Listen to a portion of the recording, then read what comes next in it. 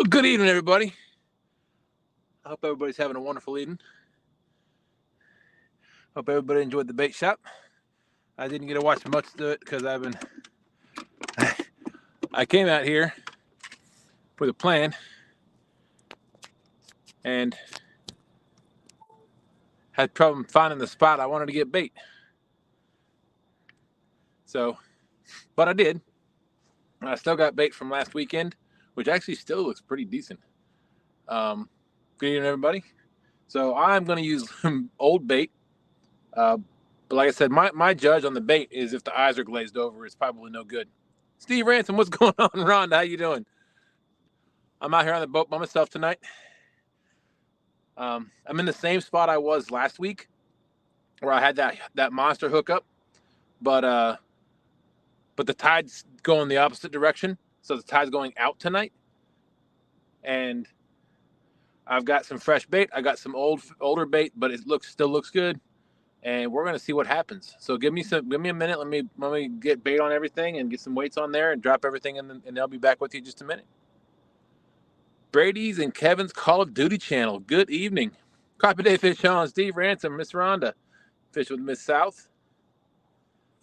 Hilly Billy was in here earlier. Thank you all for coming in. I'll be right back. Hope you had to get me a new tripod. I broke the one I had. So here we go. And the current is moving tonight. So what you're going to see here is an 8/0 F.O.A. bright bite hook. Put that on contrast between my jacket there. Also got an F.O.A. sinker slide T slider. So I'm going to add something to that real quick. Let me get my other lines in the water real quick while I got a really, really long leader on this one. This is probably a 4-foot leader.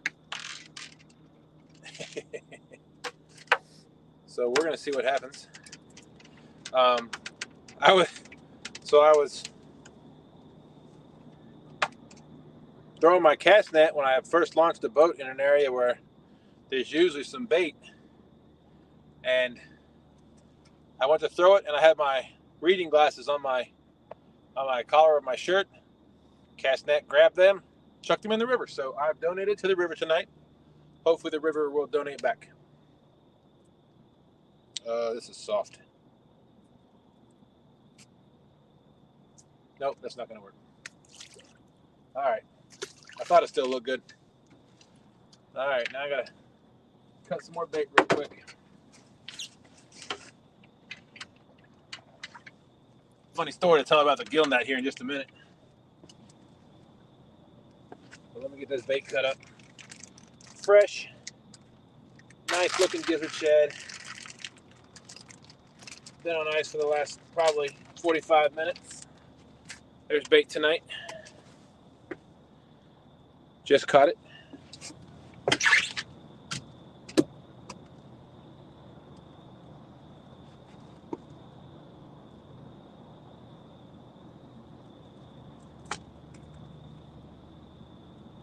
Man, this thing is slimy.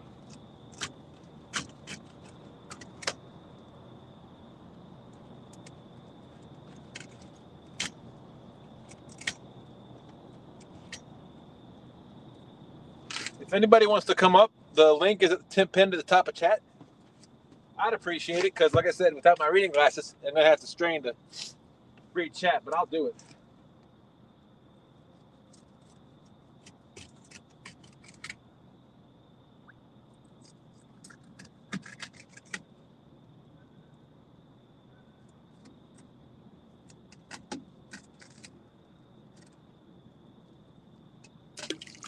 All right.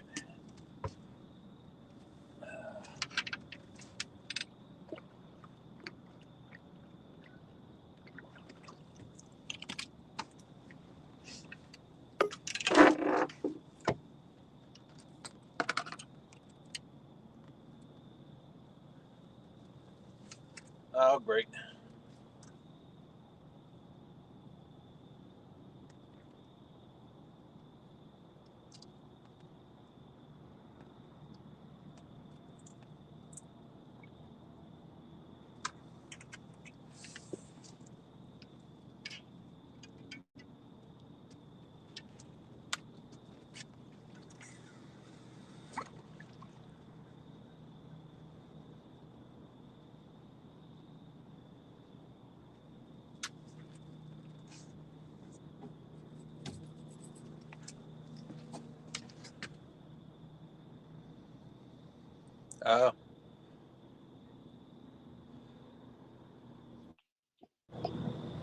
Good evening. Hey, Dustin, make yourself full screen. Nobody wants to see my face. There we go. How you doing this evening? Doing well. How are you, my friend? It's a little chilly out here, but I'm telling you what, this is a beautiful night. Let's see. We got, don't know if you caught Curtis Cunningham. We got Steve Ransom, Copy Day Fishin, Greg Burgess. We already knew about Fishing for Whiskers, but hey, anyway, Buck Williams came in. How you doing? And David Hughes. I don't think I recognize that one. So how are you? Hughes, that's who James's friend. Oh, okay. And then Donald Long. So no matter what you catch, I am guessing 1,000th of a pound higher than Donald because he always beats me. And if I was doing a giveaway, he was definitely going to win because he wins at every giveaway. Yeah, he does. Buck Williams came in. I'm sorry. And JG Hill's here, as well as our friend Troy from Real and Virtual Outdoors. Bugman22. Hey, Bugman. I did receive the hooks. I haven't opened them yet. I'm going to do a, unboxing-ish kind of thing. And haven't gotten around to it yet, but I did get them, and thank you for allowing me to take those off your hand when you won them. Okay, JG Hill is saying hi to Rhonda. I don't know who that is, but that's okay. Shirley T is here. Oh, that's Fishing for Whiskers? Okay.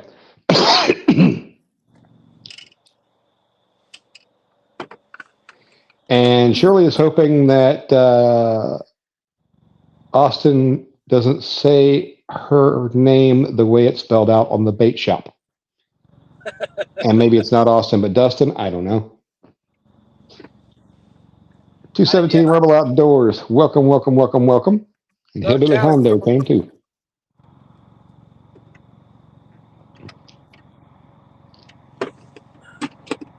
I appreciate you coming up, Mid-South. Everybody knows I like to talk. Rob Fox says, good evening. It's right here by yourself. Bugman says he's wrapping up the poles and heading home. Everybody else is kind of just, helloing each other kind of thing. Let's see if I can turn my volume up a little bit. I think you already said hi to Brody and Kevin's Call of Duty channel, but if not, hello. I did. Thank you for coming in. Fishing Fever, that's Austin? Okay. It's not me, ready chat. Oh, you're not reading chat, so you're safe to Shirley. And hello, everyone. Catch a fish, Dustin. He needs to see one. Apparently, he's had a rough day. Chad says you can go live now. Thanks, Chad. Butterflies of Sunshine says, hello, Dustin and chat. Butterflies. Always a pleasure. Bullets and Barbecue wants to know if there will be a fish fry later. Depends on how well he fishes. Just saying. Yeah, probably not. The odds are not, but unfortunately, I'm not going to be able to be out here for an extended period of time this evening since I do have to work in the morning. Well, that's never any fun. But I wanted to get out here, give it a shot for y'all, see if I can put a fish in the boat tonight. That's a good idea. Eddie Gross says, hello, everyone. Eddie G, what's going on? Fishing Fever has borderline pneumonia, so he's resting. Yeah. He was telling me that.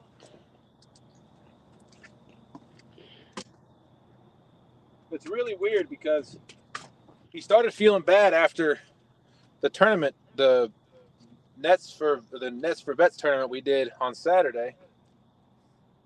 And I think there's other people in his house that aren't feeling good either, but I've had no issues. So I hope I didn't have anything and I gave to him because I have been known to do that. I think we all have.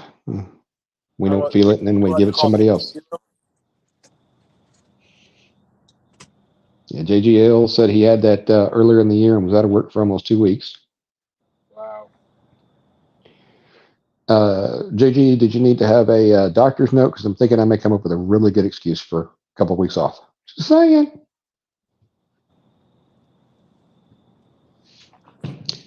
So how many rods you got out tonight, Dustin? I'm seeing at least 5, I think. I will have 5 rods out this evening. That's really all I've got at the moment. I mean, I've got more at the house. This is just, I've got my my 3 Ancient Mariner rods and my 2 F.O.A. rods. Yeah. Oh, Ancient Mariner makes rods as well? They do. We've been using those rods. The black rods you see here are Ancient Mariner rods. We've been using those rods for about 2 years now. Every time I hear Ancient Mariner, I just think of the reels. Yeah, everybody does. A lot of people that I talk to don't realize that Ancient Mariner makes rods. If anybody wants to go and watch Lance McCouguy's show, I believe it was last week or the week before. I think it was last week. He had Captain Sparrow from Ancient Mariner, the owner of Ancient Mariner, on the show. It was a great show. Awesome. Austin, it's Fishing the Mid-South. And let's see, Fishing with Jeff Beal came in. What's up, Jeff Beal? I'm sorry I didn't tell everybody who was reading chat. That's okay. I think Austin's just surprised I can read. Most people are probably surprised I can read. All right. Let's see what we got here. Yeah, my girlfriend was over the other day, and she said something about how many rods you have, and I'm like, in my living room, I counted 14. And that's not where my rods live. Now, this is one of my favorite reels, and this is the Ancient Mariner Ocean Tycoon. What size is it? Oh, it's a low profile. It is a low profile, and it's got a power handle on it. And I'm wanting to say 6.3 to 1 gear ratio. But this thing casts like a dream. How's the line capacity on it? It depends on what line you're using. There you go. If you look, I've got this thing full to the brim. I mean, and that's 30-pound mono from Whisker Seeker. And I'll be honest with you, I don't know how much is on here, but I will tell you, I'll probably be able to double that with F.O.A. power line when I put it on here. Freddie's coming out with braid. Cool. Oh no, it's mono. It's a mono nylon hybrid. Like a copolymer? And Two Stands is here as well. He said, hello, everybody, and was singing my praises or something like that. And he wants Daryl to pee the bed, which means Trophy Seeker Outdoors is also here. You know, I was praising this reel, and then I go and rat's nest it. Yeah, I don't think that's the reel's fault. Just saying. Hey, Jeremy. I've done that in a while. Creel came up to say howdy. Hey, Creel, thanks for coming in, man.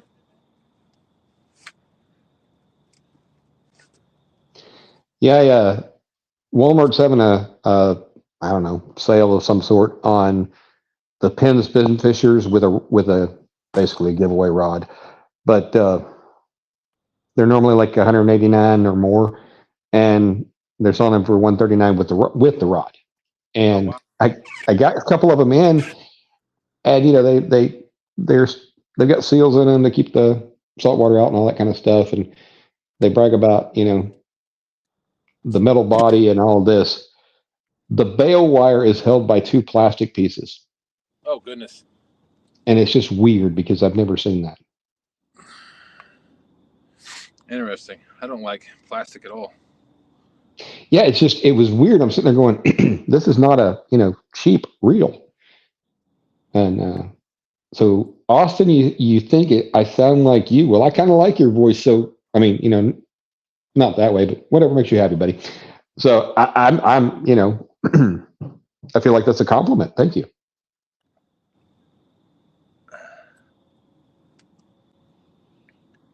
So what I'm doing is I'm tying a snap swivel onto a piece of lead. I want to tie a loop at the end. I want to loop it onto loop it onto my weight, and then I'm going to snap my weight onto the T-sinker slide. You need to fix you again. Somehow you exited out and came back in or something, and now you're sharing the screen with me, and nobody needs that. There we go. So I did something I don't usually do tonight. Actually, I brought snacks. Little Debbie's? Nope, that's peanut butter crackers. Oh.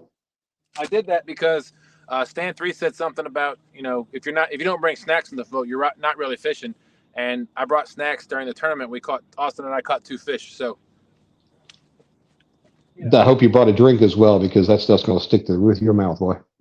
I certainly did. Arizona green tea with honey. Sounds good. I tell you what, this current's moving. This is the same spot I was in last week. Like I said, just going the opposite direction. But this time, the tide's going out. So, Greg V, what's going on? Two Stan says I got a good shot at. Well, I missed that. At taking Daryl out with his bum leg. Now, Two Stands, Daryl doesn't have a bum leg. Everything on him is a bum. I mean, words. Buck Williams says you need some chocolate milk with those crackers. Nina's kayak crew is here. Hello. Sandy Toes. She says not even peach tea? No. Not peach tea. And Nina said, have fun. Good night. I guess she's calling it an evening. Thank you for coming in, Miss Nina. She is a Whisker Warrior. So thank you very much for that.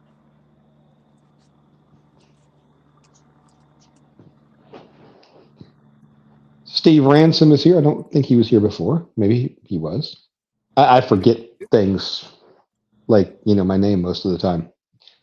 Yeah, actually, I think Steve popped in, was one of the first people in. Ah, there you go.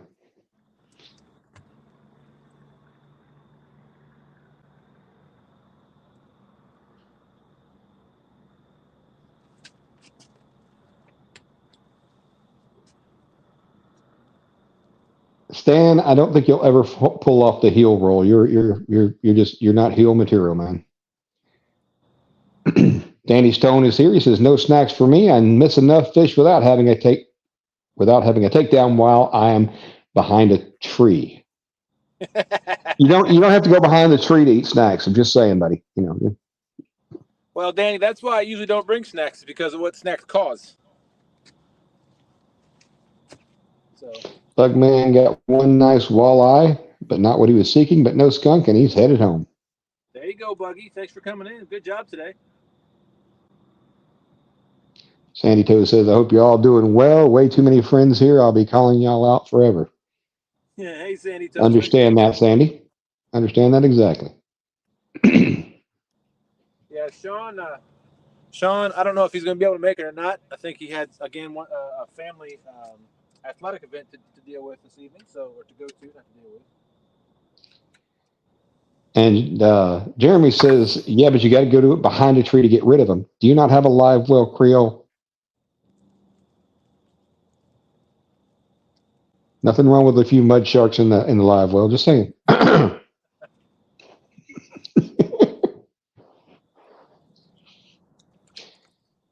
So one thing that I am learning about surf fishing, everybody uses, 9, 10, 12, 13-foot rods. And of course, Danny Stone uses Black Betty, which is 16-footer. Right. And there's a special way to cast those long rods. And I'm learning that, and I'm like, ooh, you can get a lot of distance out of these bad boys. Just for the bank anglers, if you've got room, you got overhanging trees and such, long rods really not going to do much for you. But all right. Oh.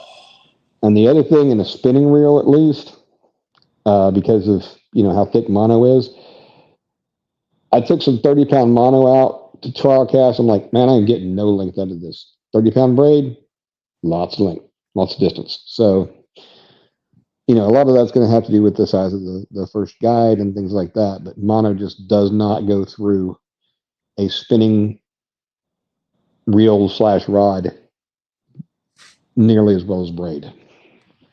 Right. Yeah. I'm not a big fan of braid because I've had too many instances, either myself, Sean, or somebody else that, rubs up against a rock when you're trying to reel a fish in, or rubs up against a tree limb and something, it snaps. Oh yeah. I had when Stan and I were out for the second Battle of the Rivers against the Tennessee River. Right there with about half an hour left, I had a fillet out there in the tree limbs, and there was a fish that just kept messing with it. And he kept messing with it, and all of a sudden, I was like, I gotta get him. So I reeled down on it, and he wrapped himself around a tree. And it took me about 15 minutes to reel him in. When I got him and the tree in, he was still wrapped around, but it was mono, and I was able to get him in the boat. If that was braid, that probably would have cut it. Yep. Let's see. Jeff Beal says, bring one on board. Catfishing for real is in here. How you doing? And then Nanny Stone says he switched back Black Betty over to mono from braid and hates it because she doesn't cast near as far. So yeah, I get that. And Jeremy's like, braid for bumping, but that's it, mono all the way. Yep. And again, if you're using a bait caster, it's not nearly as much of a difference because you don't have the line wrapping as it goes out, or unwrapping, as the case may be. Right. Mike Sampson's here. Hey, Sampy. David Smith is here. Yeah, Sampy, I'm pretty sure was first 3 days ago, but he's good at beating me. Even before I even posted the live. Yeah, Austin wants to know how the bait getting was. Well, funny story. So I went down to the spot that I wanted to. Well, I was headed down to the spot, and it's dark out, so it was hard for me to see. And I ended up passing the spot that I wanted to go to. And then I was having a problem finding it because I've only been to it a couple of times. So I got to a spot that I thought was it. And as I was putting my gill net out, it got wrapped up on me, and like the lines, the boat, the current was pushing the boat. So it's hard to do all that by yourself. And so the gill net got all tangled up. The buoy got wrapped up inside the gill net. So I said, forget this. I'm just going to pull it in, untangle everything. I have old bait that I'll use, and I'll just be good with that. I was pulling in the gill net with everything wrapped up and tangled up, and there was a shad in it. So I got that in the boat. I got the gill net put up, and I was like, I'm just going to throw my cast net one time. And I did, and I got a nice big shad. So I had two shad for bait this evening. That's all I'm going to need. And he donated a pair of reading glasses because it got caught in the net before he threw it out. I did. And then my favorite ones too. So now I have to go back to Target and get some more. So Sandy, the reason that mono is problematic for spinning reels is because it slaps the guides on the way out because it's not as supple as braid. So that's why we lose casting distance with spinning gear. Now, again, with casting gear, it's not nearly as much of a difference. And Buck, I'm always nice, man. I just think I'm funny sometimes, and a lot of times I'm not, but I try.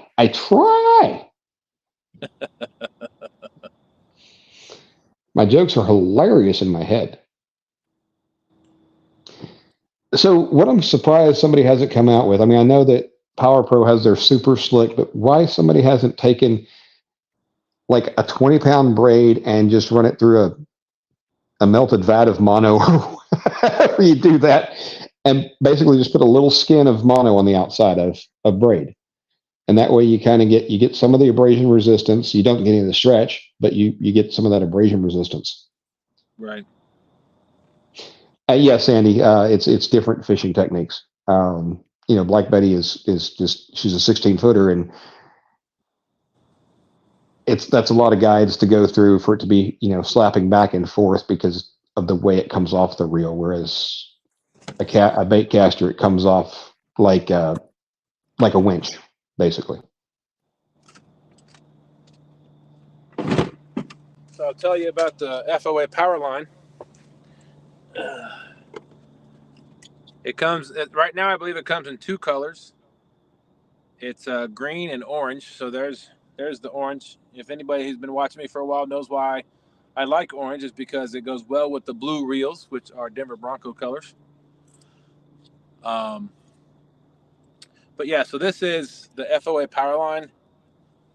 Like I said, I'm having a hard time reading.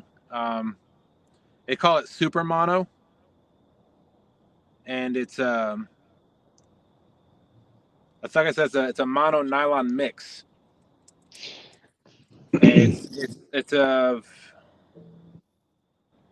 I think that this says a 0.17 in the diameter, so it's about half of what 30 pound, and it's 30 pounds, so it's half of what the Whisker Seeker mono is. And there is on this one spool, it's 547 yards, and I used probably 400 yards on my Ancient Mariner over there, and I still have room. Hang on, what is the diameter of that again? 0.17.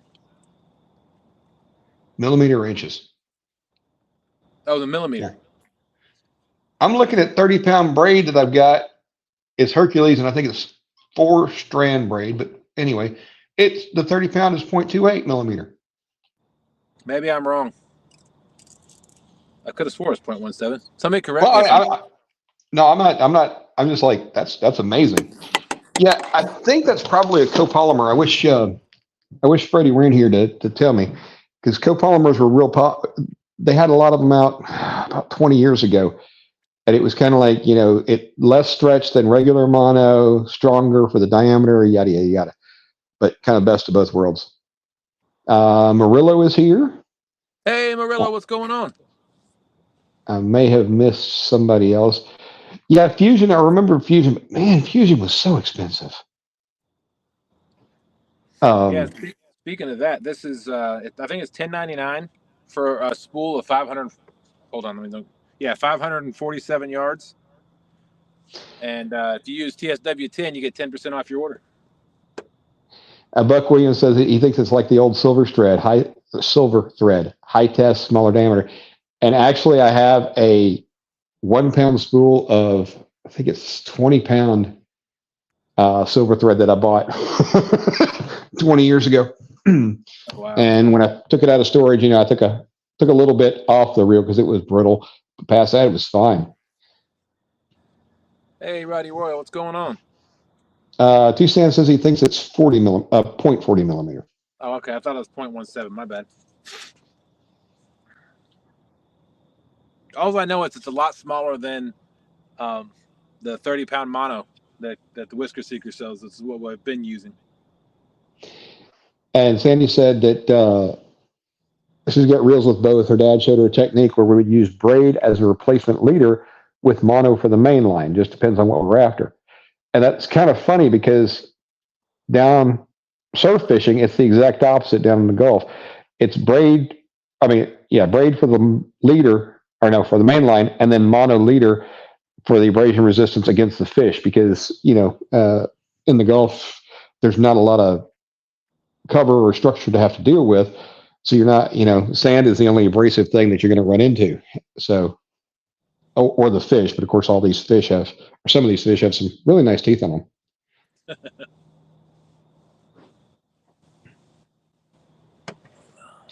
Also says Fishin' Whiskers. That's Rhonda, the lady name that I can't remember. Rhonda, there you go.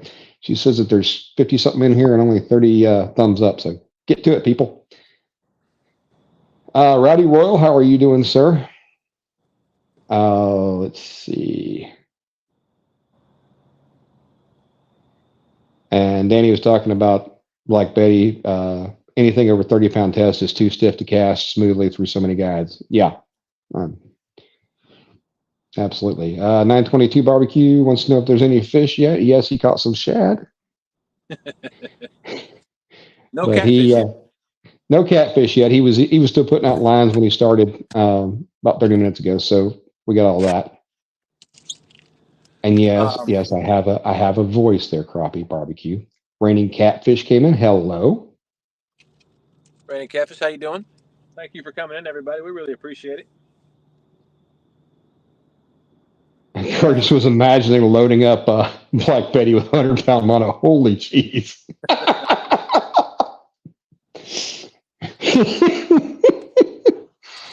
Austin wants to know if you marked any fish or just kind of hoping one's going to pass through.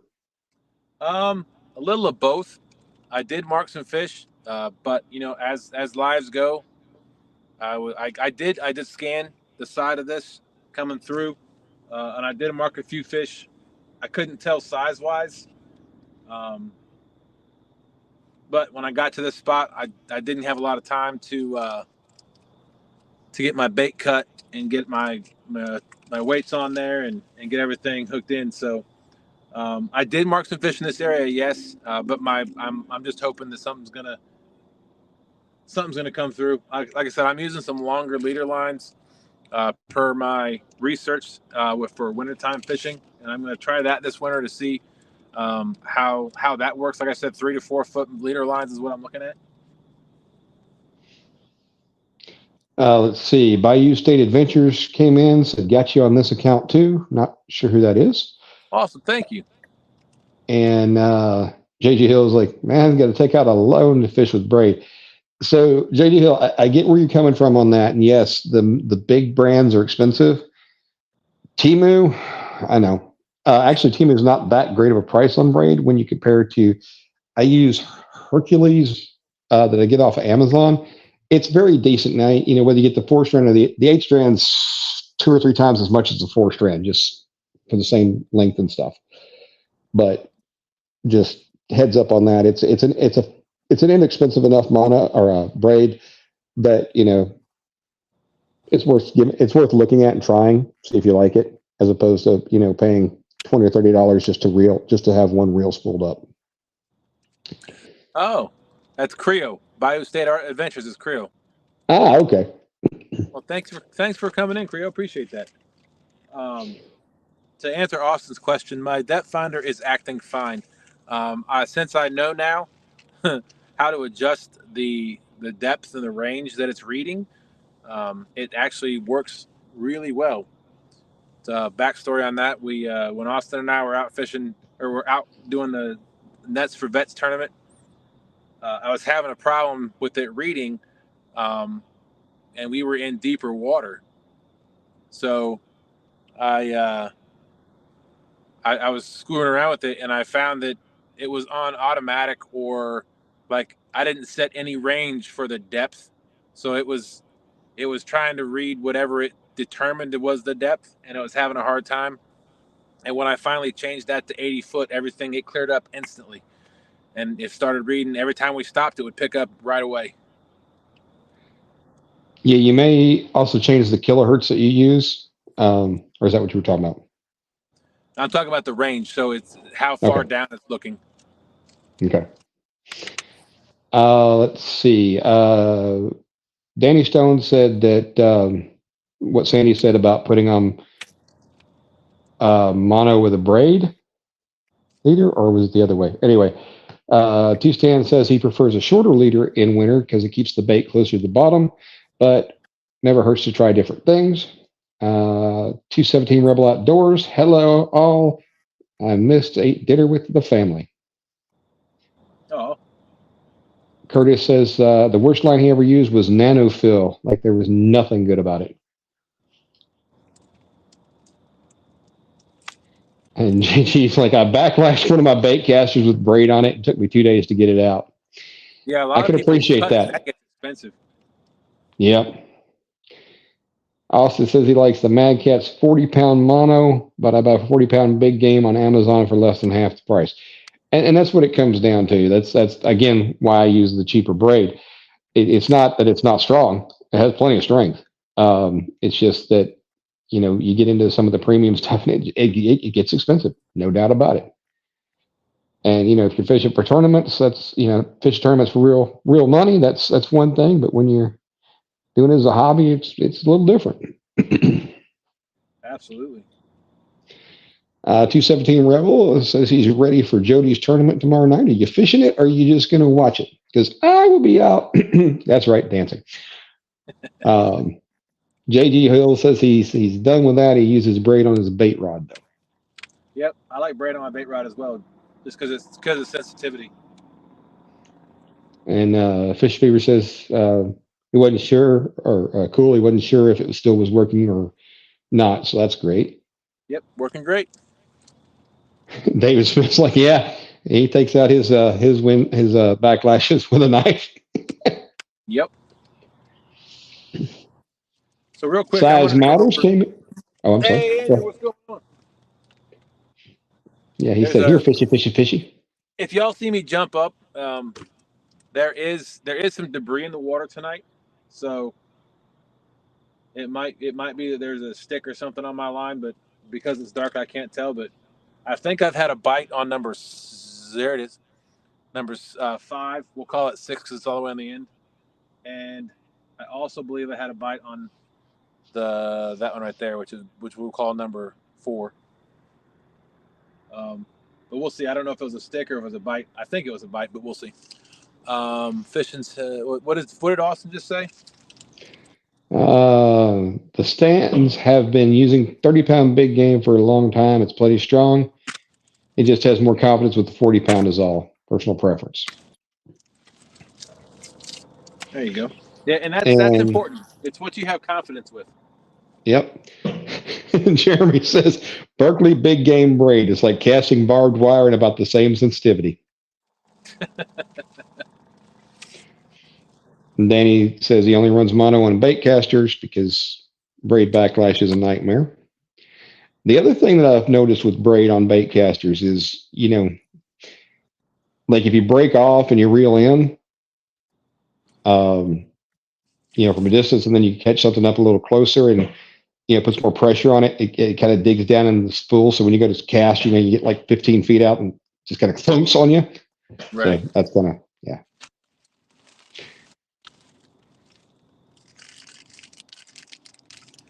All right, so as I do, I went on F.O.A. customsandgear.com because I saw Freddie had the Knockout Series hooks back on the market, and now he has them in 10-aught. And so my favorite, especially when I'm using bigger baits, my favorite hook is a 10-aught. So I went ahead and I got 2 packs of F.O.A. uppercut circle hooks, 10-aughts.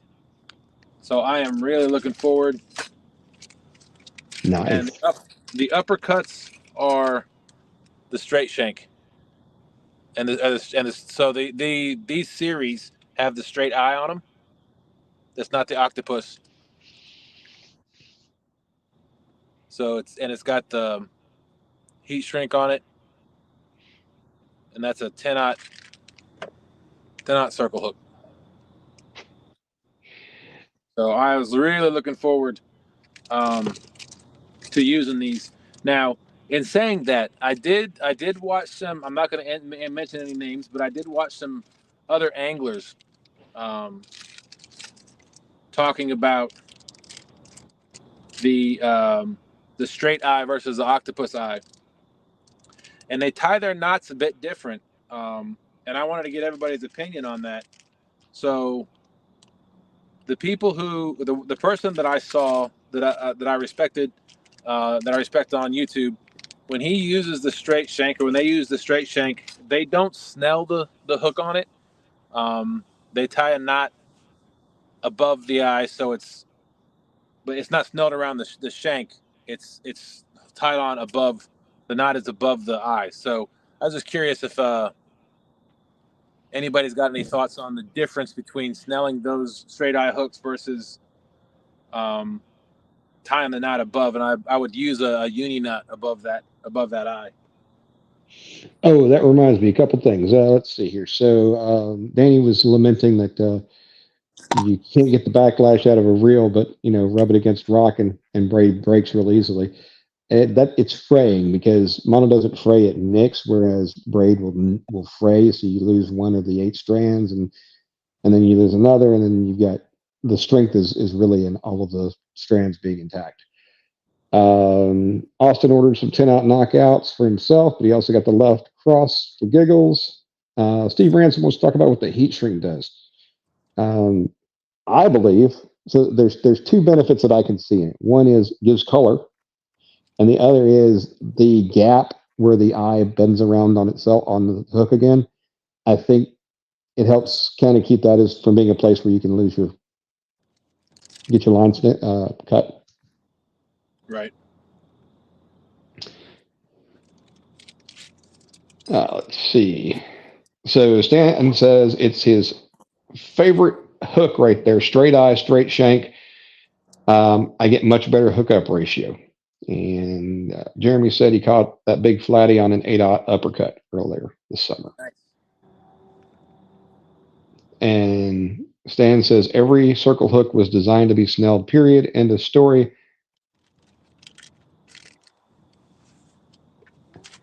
So here's where I have a problem with that. So the original snells that we all saw, Eagle Claw makes them basically, instead of the eye being bent backwards, it's bent forward. And again, the snelling, the whole idea is that it pulls the shank of the hook. So you're getting a straight pull. If you snell a up eye, you're not getting that same straight pull. And I really don't understand like doing like a Palomar or uni or anything on top of the hook, because yes, they were meant to be snelled. And I agree with him on that. I don't get the whole up eye versus bent eye. I just think the bent eye is better for me. Right. Be that as it is, And Austin says that the heat shrink helps the snell stay put better. There you go. It can dig into that a little bit. Sandy says she's never done anything other than a snell on a circle hook. Jeremy says no knot snell through the eye, forces a trigger action if tied correctly, greatly increases hookup ratio, especially on smaller fish. And Size Matters says he loves heat shrink on all his hooks. And Stan says it helps cinch the knot down, the shrink wrap, and so it covers and it also covers a tiny gap in the hook eye. JG says straight shank is great for bank fishermen. So when you say straight shank, we're talking about the inline eye, or actually inline eye is even different than that, but the up eye versus the bent eye. So your bent eye is going to be your octopus circle hooks? See, I'm doing research on that. Everybody says octopus means the eye is bent back, but there are octopus hooks out there that are up eyes. Yeah, so I'm trying to figure that out. Well, for I know for a fact that is when it talks about octopus, that's what it's talking about is the eye bent backwards. That's what it's talking about. That's the definition of what an octopus hook is. Is that part of that word describes the eye of the hook. I had somebody tell me it describes the bend, like in the J, like in the bottom of the area, bottom of the hook. No. Danny says he's tried uni knots and Palomar knots on circle hooks and noticed a huge increase in missed fish. And I've heard that multiple places. Okay. JG Hill, yes, he lost his glasses. He was throwing the net out and it grabbed his glasses and in they go. And Danny says, you're correct, Dustin. Now, Danny, you were talking about using mono to braid or vice versa. I don't know if anybody. Okay, JG is talking about the straight shank is at the eye. So he's talking about an up eye hook. Okay. I was thinking straight versus offset, which is actually inline versus offset. That's where I got confusing there, JG. Two-Stand says that the straight eye, you actually get a bigger trigger effect with the snell knot. Anyway, back to Danny. The way that you can hook braid and mono together, if you haven't seen the FG knot yet, I think there's also an SC knot. The FG is kind of a weird knot because the line never doubles over on itself. So it goes through the eyes really easy. so you can get a longer leader that's actually on the reel and stuff. It doesn't hang up. And I've started using that FG for like mono backer to braid mainline, because that's one of the downsides is you always get, you get so far down the spool and your line starts snagging on the knot. So I'm trying the FG and I think I like it. And Danny, the double you need to connect braid and mono is good, but in that case, both of your lines are doubled over on each other. And it gives you, the FG knot is a slimmer, smoother knot, basically. Now the trigger action things, two stands, and I've heard this multiple places. Please don't think I'm picking on you. I've tried researching that because to me it didn't make sense. And as I'd watch different YouTube videos, they're like, "Well, here you put it in this cup, and if you pull it out, see how this one hooks better." And I'm like, that's not really relevant here, because we're talking. That's not a round cup is not a fish's mouth. There's no water involved. There's no tension. There's no nothing. I don't know. So, what I did looking in my own little trials of how it pulls without any load on the hook, the up eye hook, the straight eye hook, straight chain, those actually, because of how the mono pushes against the hook, it rotates it a little bit more away, which should give you less gut hooks in theory. Now, once you get pressure on it and stuff, I think a lot of that goes away, but it rotates it backwards just a hair so that you're not going to grab anything on the way out if you're using an inline circle hook as opposed to an offset, because the offset, it still gives you the ability to catch other things. And then, of course, snelling from the other ends, like snelling from a straight shank hook, snelling from the back of it, going in from the back. Of course, that's just horrendous, and you lose fish that way. That one was easier. And Two-Stand says, yeah, the FG knot takes practice, but that's the best knot for going through eyes of the rod. Yeah, it allows you to have it allows you to have a longer leader. So like in Dustin's case where he wants a 4-foot leader, you make it a 12-foot leader, or 12-foot. I guess we'll call that the leader. But you can then, cut it at 4 foot, put your swivel and stuff in, and then if you break off or need to, get abrasion on it, you can go again without having to pre-tie a new leader on it, because you still have that longer amount of mono or braid or however you want to do it, right? And that's only if you're switching lines that I say stuff like that. Danny says, yeah, he likes to take a lot of shortcuts, but admittedly it costs him fish sometimes, but he doesn't mind. He's out there for the fun. And I think that's the difference between hardcore tournament anglers and recreational fishermen, even hardcore recreational, right? We have that ability to, if we lose a fish, if we miss a fish, it doesn't cost us any more than a rig, right? It doesn't cost us a boat. It doesn't cost us $100,000 or whatever. And I learned from taking a couple of hobbies I had and trying to make them a profession, it just turns into a job. And, all the reasons that you like going fishing now, if you had to do it, rain or shine, cold or heat, or, you had to do it when they tell you, when the tournaments are, it can become overwhelming. Absolutely.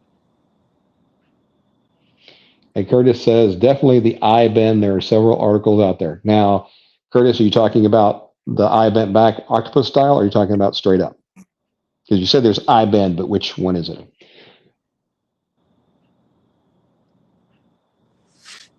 And guys, if I'm talking too fast, let me know, because I'm really bad about that. You're doing a great job. Thank you for coming up. My brain overruns my mouth sometimes. I'm glad to be here. Yes, sir. Real quick, I wanted to also show 2 other hooks that Freddie's got in the knockout series is I think it's the left cross and the right cross, and you can see those are bent. Yeah, Austin said he talked about the left cross. Yep, that's so the blue is one, the red is another, and then the white. That's how he colors them, so you can tell which is which. And the white is uppercut. Oh, they're offset other opposite directions. Okay, I was trying to see the one's difference. Offset right, one's offset left. It's just hard to see with the way these are, way that I'm holding them. Now, Danny, you say people have as much fun watching him lose fish as they do in catching them, so he just tries not to disappoint either way. Honestly, Danny, and I know some people hate TikTok and all that kind of stuff, but that was the beauty of Chunky. It didn't matter if he caught fish; the entertainment was there. It was like entertainment, comedic relief, and some rods in the background. Sometimes fish showed up, right? So, there are some people out there that if they're not catching fish, nothing is happening. Oh, retired Rick apparently is here. Oh, there he is. Yep. Sorry I missed you there, retired Rick.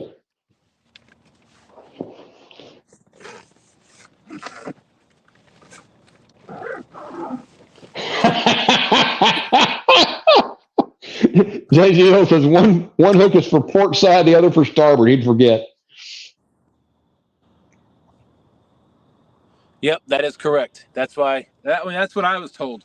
So one is for one side of the boat, the other's for the other. For me, and the way my brain works, I would never recognize or realize. I'd throw one out and be like, oh crap, that was supposed to be on the other side. So does he make one that the bend is completely opposite so you can throw it off the front of the boat? Oh, that's the uppercut.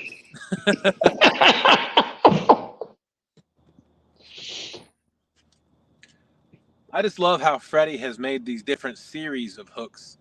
Like one of my favorites with the octopus style is the get 'em hook, and I use the 10-aught get 'em hooks as well. I love those things.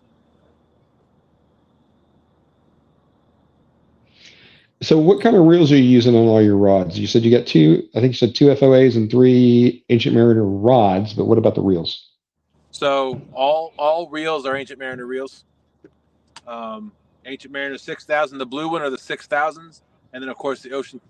Why is that not charging? Sorry, my phone just popped up, says low battery. And the middle one over here, right there, is the Ocean Tycoon. So all of this one, that one, and that one are all the 6000 series Ancient Mariner reels. Yeah, Austin says the 10-aught get 'em hook's a great hook. Most definitely. And Creole is lamenting the fact, or laments what he thinks is the fact, that some of us aren't very interesting, so we have to rely on putting pigs in the boat.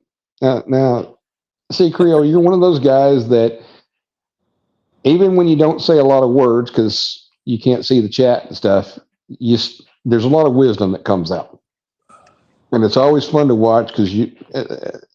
One thing that I love about your channel is your family, dude, and it shows.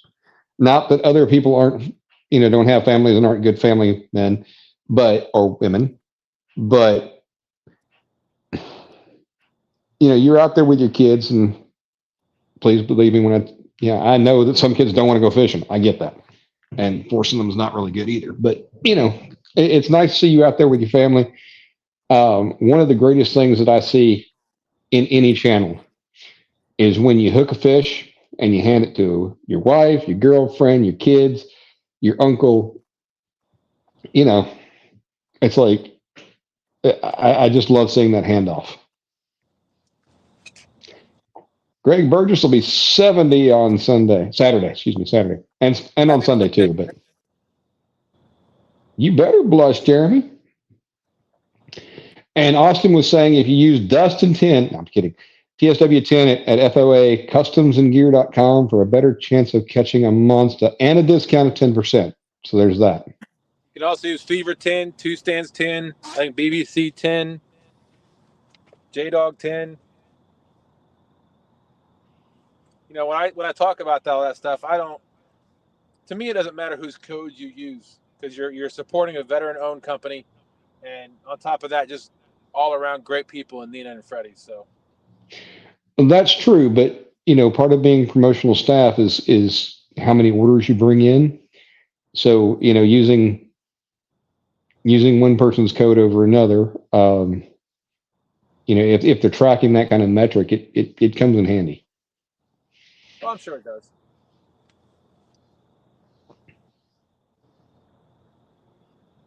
It's so weird, man. That outside rod, the line keeps going back and forth and back. It comes in and then back out. Oh. And in that case, Two Stands says he has Two Stands 10. There you go. If you use Mid-South 100, it gives you the full price. It might charge you more. it might just reject the order. I don't know. It got cold out here. It was awesome when I first got out here. It's chilly out here now. Danny's going to be 58 on November 28th. He guess he'll start slowing down eventually, but not yet. Danny, there comes a time in our life when we get that, well, as we get older, you get that one injury that you just don't come back from. My mother fell and broke her shoulder, and that was the end for her. I mean, she didn't die from it, but that was she never healed from it properly and just never was herself again.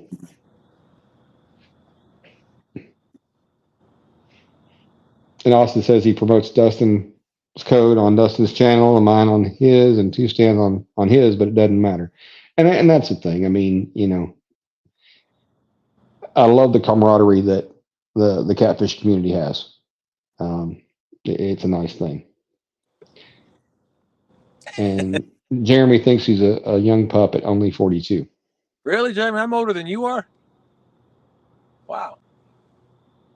Not that you look older than me. I'm surprised. I can make y'all feel really old by saying Austin's only 30. So use code Whippersnapper10. Got it. Okay. What's that? Use code Whippersnapper10. Yeah.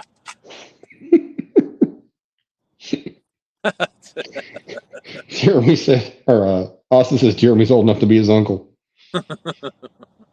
Jeremy's not old, just ugly. Okay. Oh, wow. Yet, Danny, he says he's hit his head countless times. It's practically no effect. Yes. It shows. It shows. I think your decision-making ability was affected, Danny. Some of those places you go in that truck, some of the places you choose to fish, sometimes are questionable. Sandy's like, what's the cutoff age for whippersnapper? Depends on the age of the person saying whippersnapper. Let's look at it like this. When we were in high school and our parents were like 40 years old and we're going, my God, they are old. I mean, like 1 foot in the grave, old. And now, once we hit 40, we're like, oh, man, what?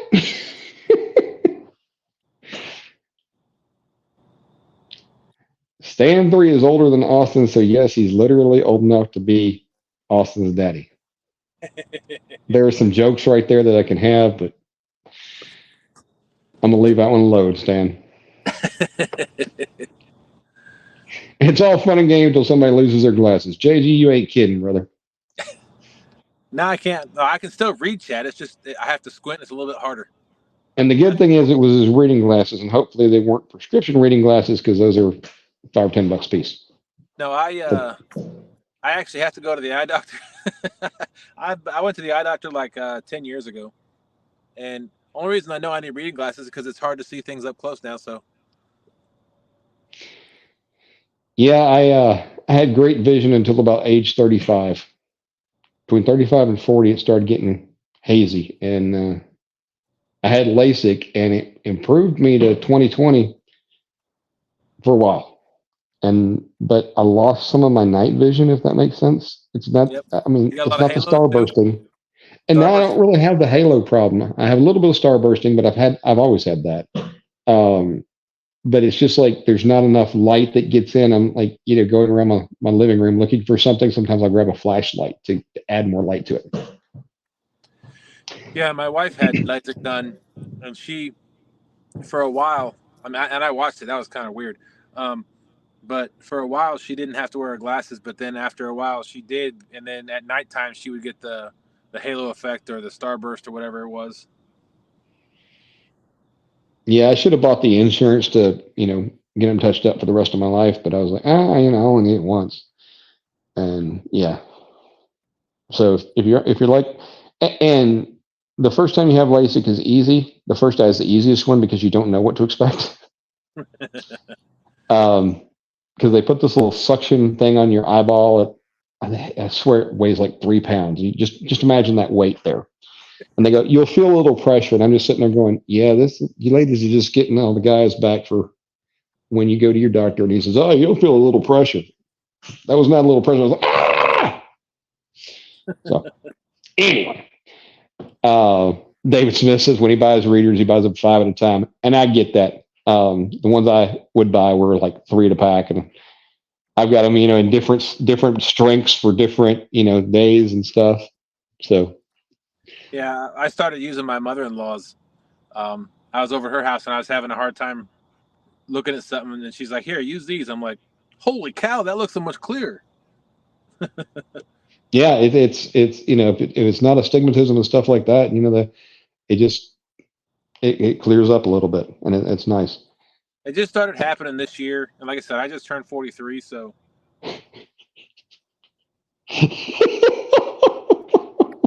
Austin says my vision is impeccable. I can see Dustin rowing from miles away. I know, Austin. I know. Rowdy rolls like 35 years of welding has took a toll on his eyes. I'm having the same thing with my hearing now because I like to go listen to live music, and the mid range. If it's higher or lower, I'm okay. But the mid range, voices in a crowded restaurant and stuff, it's like last night they were playing some music, and my girlfriend was like, "Is that John Denver?" I'm like, I can't hear enough. I can't hear the music over the rest of everybody. And it wasn't that loud, so but I couldn't. I don't know. Distinguish. Right. Player Game Pro. How you doing? Welcome in.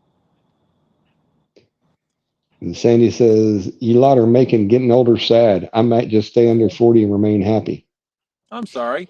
I don't think we can do that, Sandy. I just don't think that's how it works. Look, I'm over 40 and I'm ecstatic. I am. I get. You can ask my family. I'm the happiest person there you ever meet.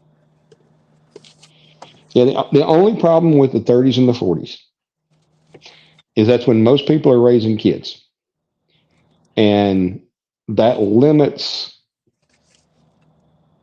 time and activities for just yourself, which, yes, is selfish, don't get me wrong. You're living more, you're doing more stuff for your kids. You're going to their extracurricular activities, you're busing them back and forth, you're buying them clothes and all this kind of stuff, and your discretionary income is just not as high as it is when you don't have kids. Not knocking kids, I have 2 of my own. But once you hit, it used to be at least, and I know it's changed. Once the kid said 18, when we were kids, it was like 18 and you're out, buddy. Hope it all happens well.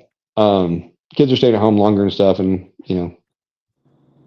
taking up that income. But it's nice where I'm at right now because I live by myself. I have disposable income. It's just nice. But anyway. Yeah, that butterflies. I agree with you on that. Yep. That's what I tell everybody when I'm that guy at work on Monday morning walking in and everybody's like, "Oh, Dustin's here," because I'm whistling and laughing and what I always tell everybody is when they ask me how I'm doing, I'm always fantastic. I'm wonderful, but that's a choice for me. I believe it's a choice, and I always tell people, it could always be worse.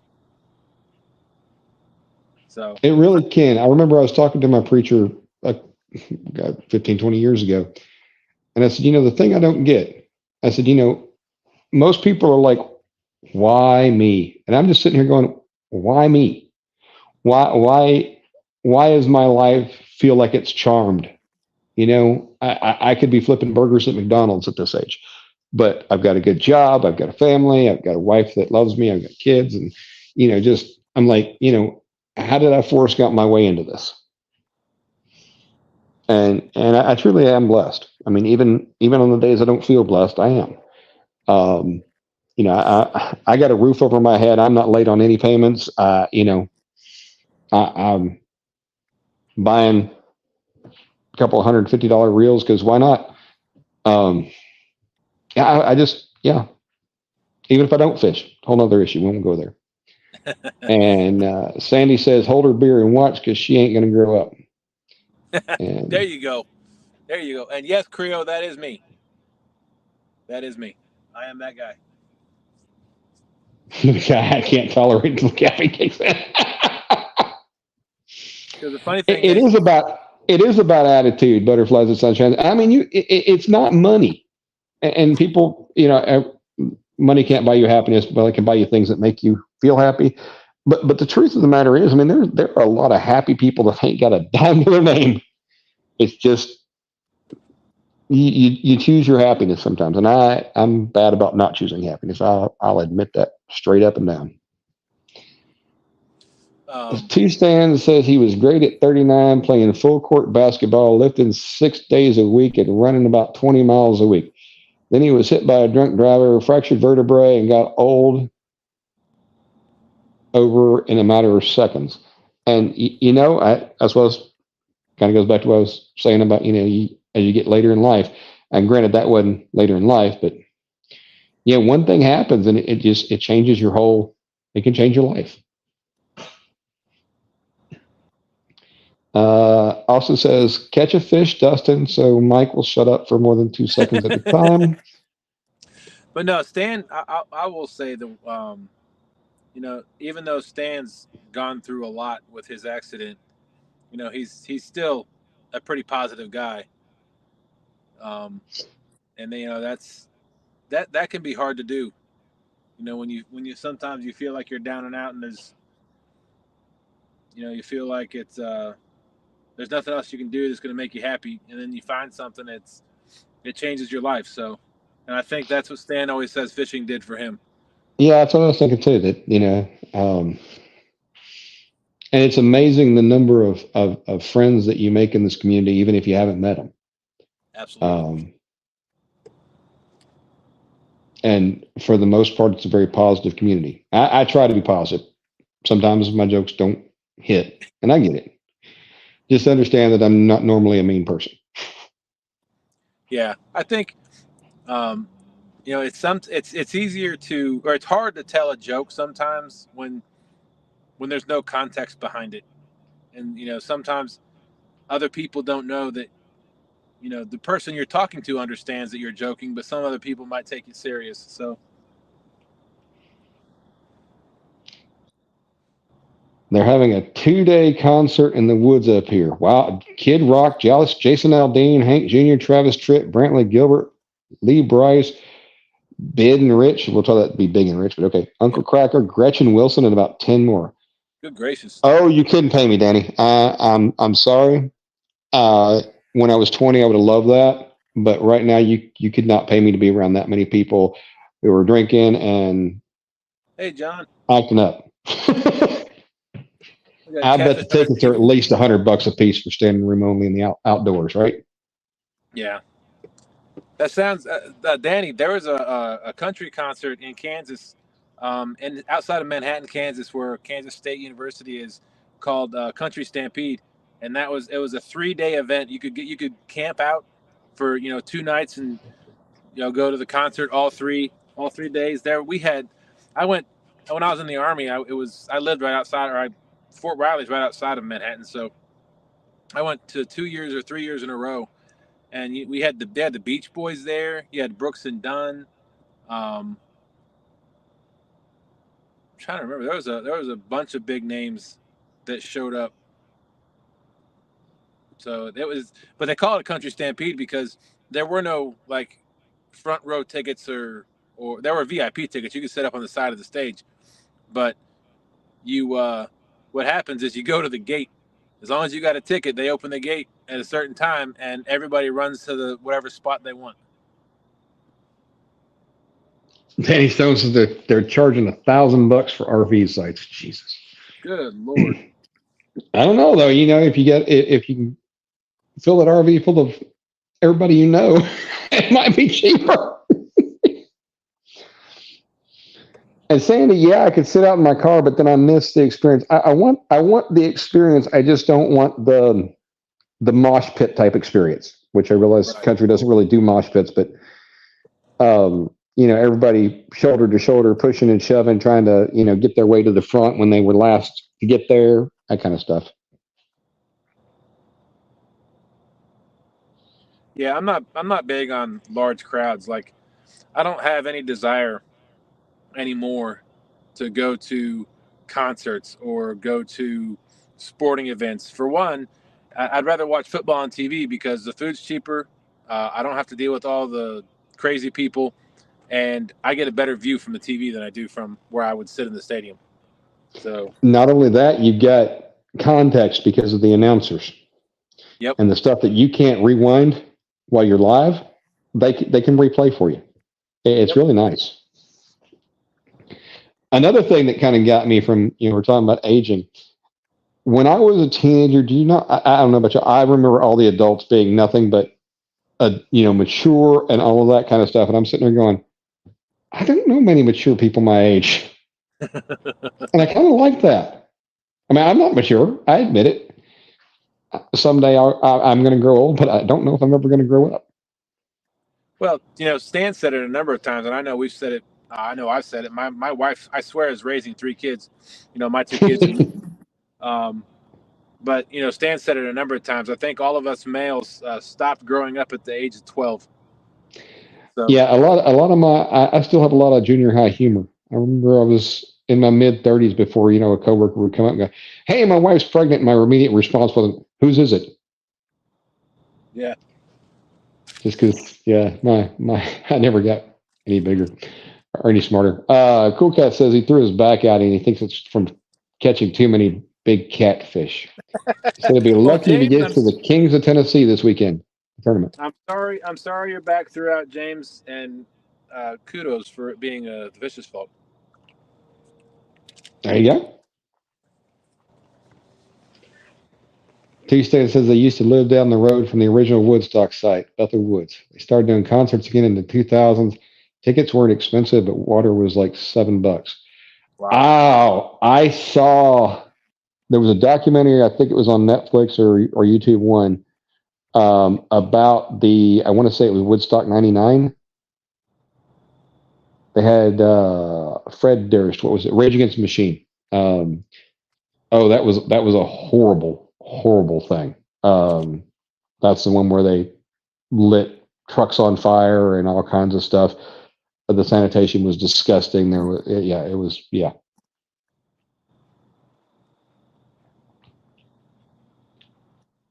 Catfish Hunter Stevie is here in case I didn't say that yet. John, how you doing, Steve? He says, "John, we all know you're fine." And Cool Cat says, "I wish I can't even move much."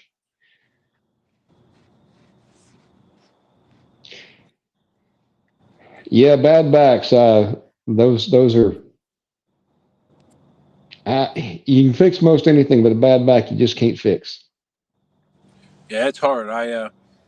My L5 is half of what it should be. I don't know if it's because of compression, you know, due to the military or running or, you know, just what my body did. I don't know, but at one point there was a time where I couldn't barely move. It hurt so bad. 217 said that was mud stock. It really was. It was nasty. That was nasty. Austin says he likes going to Richmond to catch fish. It's the only reason he's there. He likes going to the It's like going to the dentist to get something out of the treasure box. Austin, I think you're old enough now. You need to start seeing the adult dentist. Why? So he doesn't have to get, because the treasure box is for the kids. Oh, well, darn it. I know. I got James kids. I says, can give it to them. there you go. James says it's been a tough week or two on his body. He had 3 lower vertebrae fused together already. Wow. And Danny's like, I hate to say it, but I figure somebody will die at this concert. Days of drinking and partying with God knows what else. Danny, I live in Memphis, man. Nothing surprises me. Dude, what, Austin? Good Lord. Holy cow. Wow. Last NFL game he went to, he spent $40 on hot chocolate. It was cold as heck. The pricing definitely was.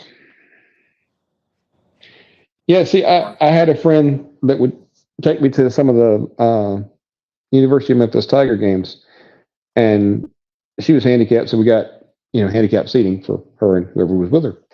And I just the live experience just didn't do a whole lot for me.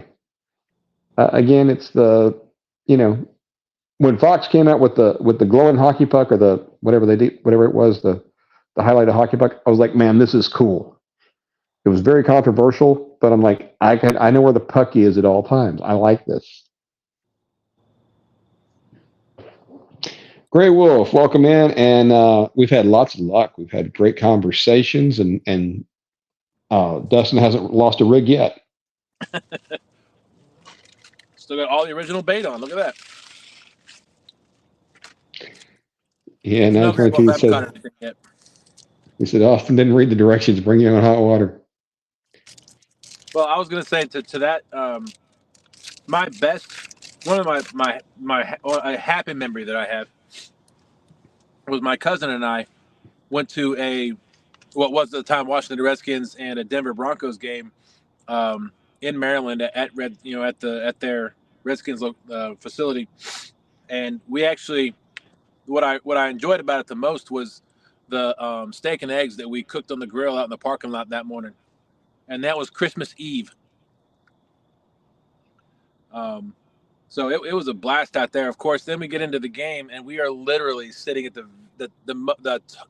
very, very top, the highest you can get in the bleachers. Everybody looked about that big.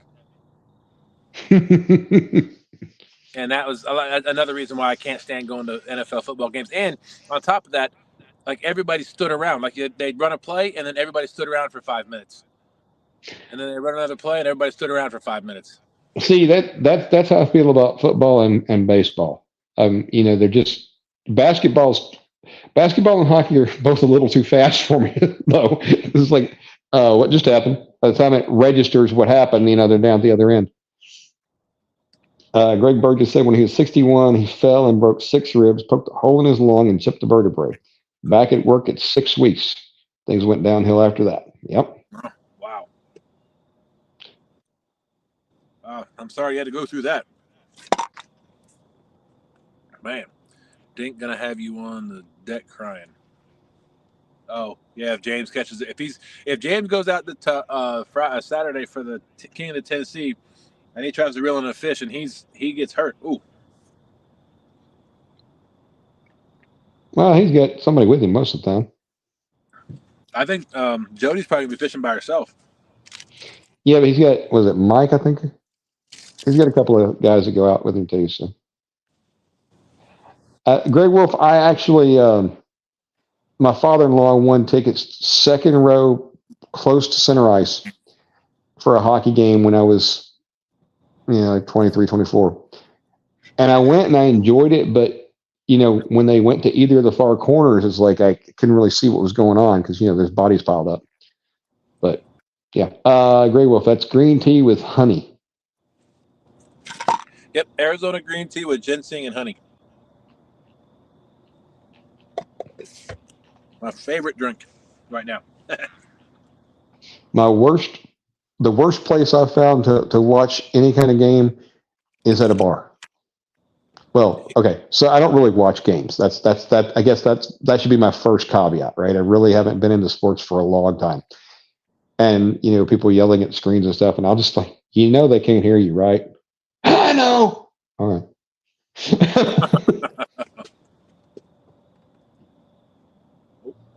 922 said he has the L2 to 5 fused human barometer titanium seems to feel the change 2 days in advance. Wow. Oh, human barometer. The titanium seems to feel the change 2 days in advance. Yeah, kind of like the old men with their knees. It's going to rain tomorrow. I can feel it in my knee. Okay. Yep. Yeah, But see, I broke my pinky on my right hand. It broke here and dislocated my knuckle. Chasing after my son, I fell and rolled on top of it. ouch. Yeah, to be honest with you, it didn't hurt.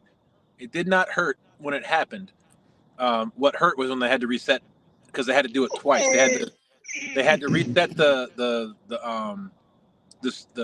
dislocated joint, and then they had to reset the bone. And the doctor kept going like, I'm sorry. I'm like, stop apologizing. You're doing your job. Cool Cat says he's been to AC/DC 5 times to see him live and the very best concerts he's been to. Wow. Yeah, there's a lot of bands now at this age that I wish I had seen because now it's like I went to see Alabama, their 50th year tour or whatever, and it was a good concert. But like Randy was definitely showing he had I think one of his shoulders was bothering because he didn't play the guitar very much, and when he did, somebody had to bring it to him and put it on him. Yeah. And James says, yeah, I think the same thing with the back. They use rods just to make you feel the weather. The last concert I went to, I was wholly disappointed. I used to love Toby Keith. I loved his music. Yeah. And then my sister won tickets to his concert out in Virginia Beach. And so she took me with her. And the day of his concert happened to be his birthday. And he got so drunk up on the stage that he couldn't even remember the words to his own songs. And he was slurring his speech. He was kind of mumbling through all his songs. This is horrible. People pay money to come watch you sing, and you're going to do that kind of crap. That just made me so mad.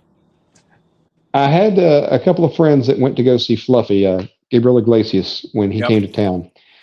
And they said, he did his bit. He did his show. And then he broke out the bottle of tequila or whatever. He said, and he was drinking up a storm. He said, but we got the show we came for.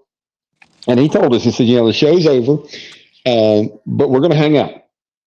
And I don't think they got out of there till well after midnight, and they left before he was done.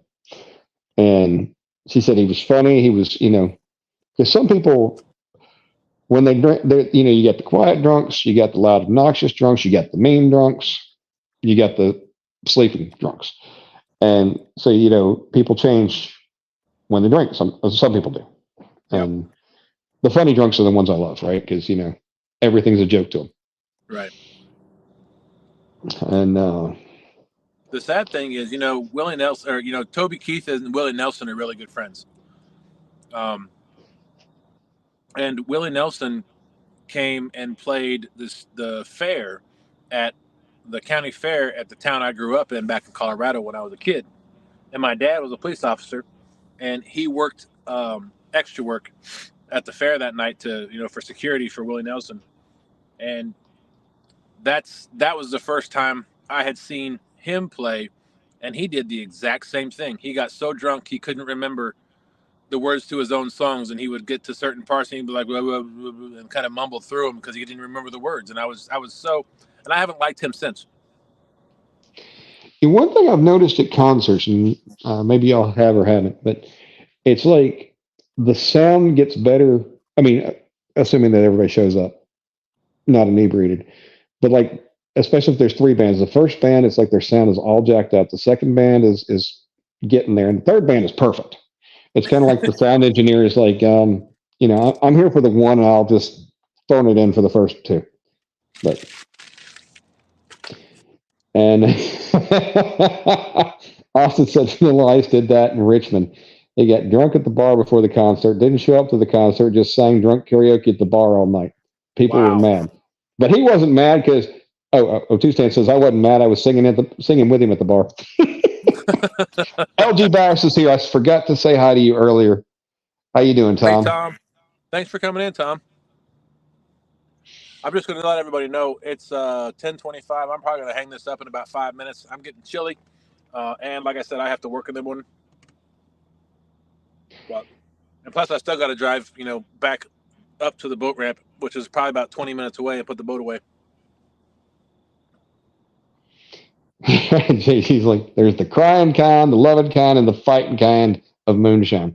Sipping is the secret to your survival. See, I kind of love the guys, and I am one of the amorous people when I drink too much, a little bit, and it's kind of like I'm just riling things up for no reason because it's like I'm going to go home and go sleep. Yes, thank you, Danny, for your off the wall topic. We appreciate that. It's kept the conversation going. Yeah, LG said he saw Toby Keith in Raleigh and Richmond and was great, but it was long ago. Yeah, I saw it was probably 3 years ago. I got to see Brad Paisley at Billy Bob's Texas, which is not. I mean, it's a big club, but it's not a big venue. Does that make sense? Probably maybe 300 people at most, and it was so cool to see him there because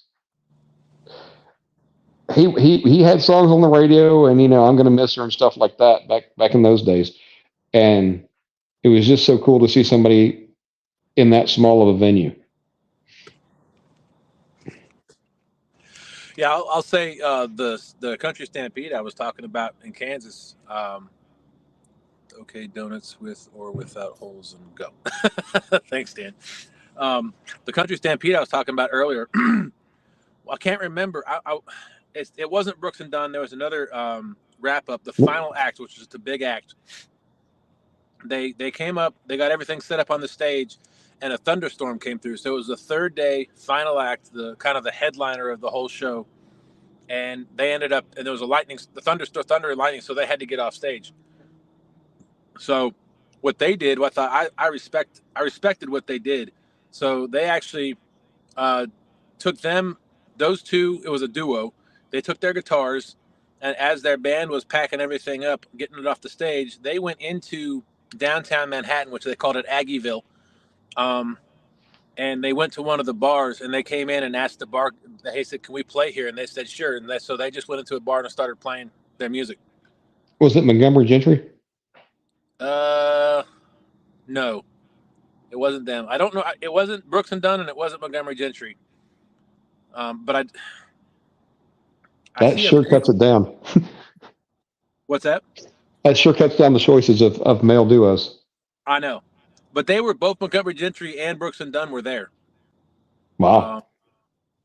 Matter of fact, I think Ronnie Dunn got really drunk one night, and my friend's uncle was working security there, and he tried to walk up to the gate to get back in where the artists were, and the guys, my friend's uncle wouldn't let him in because he didn't have his ID badge with him, and I think it was Ronnie Dunn was like, "Do you know who I am?" And the guy's like, "I don't care who you are." That's the right answer. Exactly. So there's a Joel Osteen lookalike that would go to his events, and you walk through the front door and go, "Hey, just tell him I'm here." And it took a while before they would realize it wasn't him and kick him out.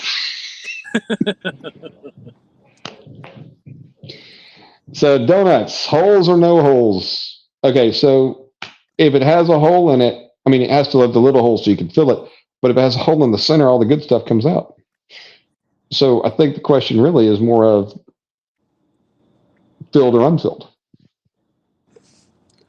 Let's see. Did somebody say it was Miss? Oh, there's Missy Kennedy. How you doing? I thought this was a fishing show. Well, I'm fishing. Since I'm not catching, we're having a lot of other conversations, Missy.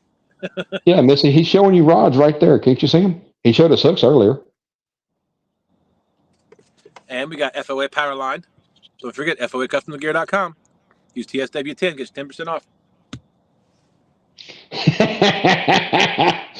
Steve Ransom said, "This is a fishing show, but one disclaimer: no catfish were harmed in the making of the show." That is correct. So I don't mean to say things about other competitors here when you're talking about F.O.A. stuff, but he's in the catfish market anyway. So one line that I really like for me for panfish is Crappie Max Camo. It's got some high vis orange, some high vis yellow, and then some clear. It's, like every couple of feet it changes, and that stuff. Even in, I have some in 10 pound. I can't break the stuff. Wow. Which also means it doesn't go through a spinning rod real well either. But the 4 pound stuff I really like.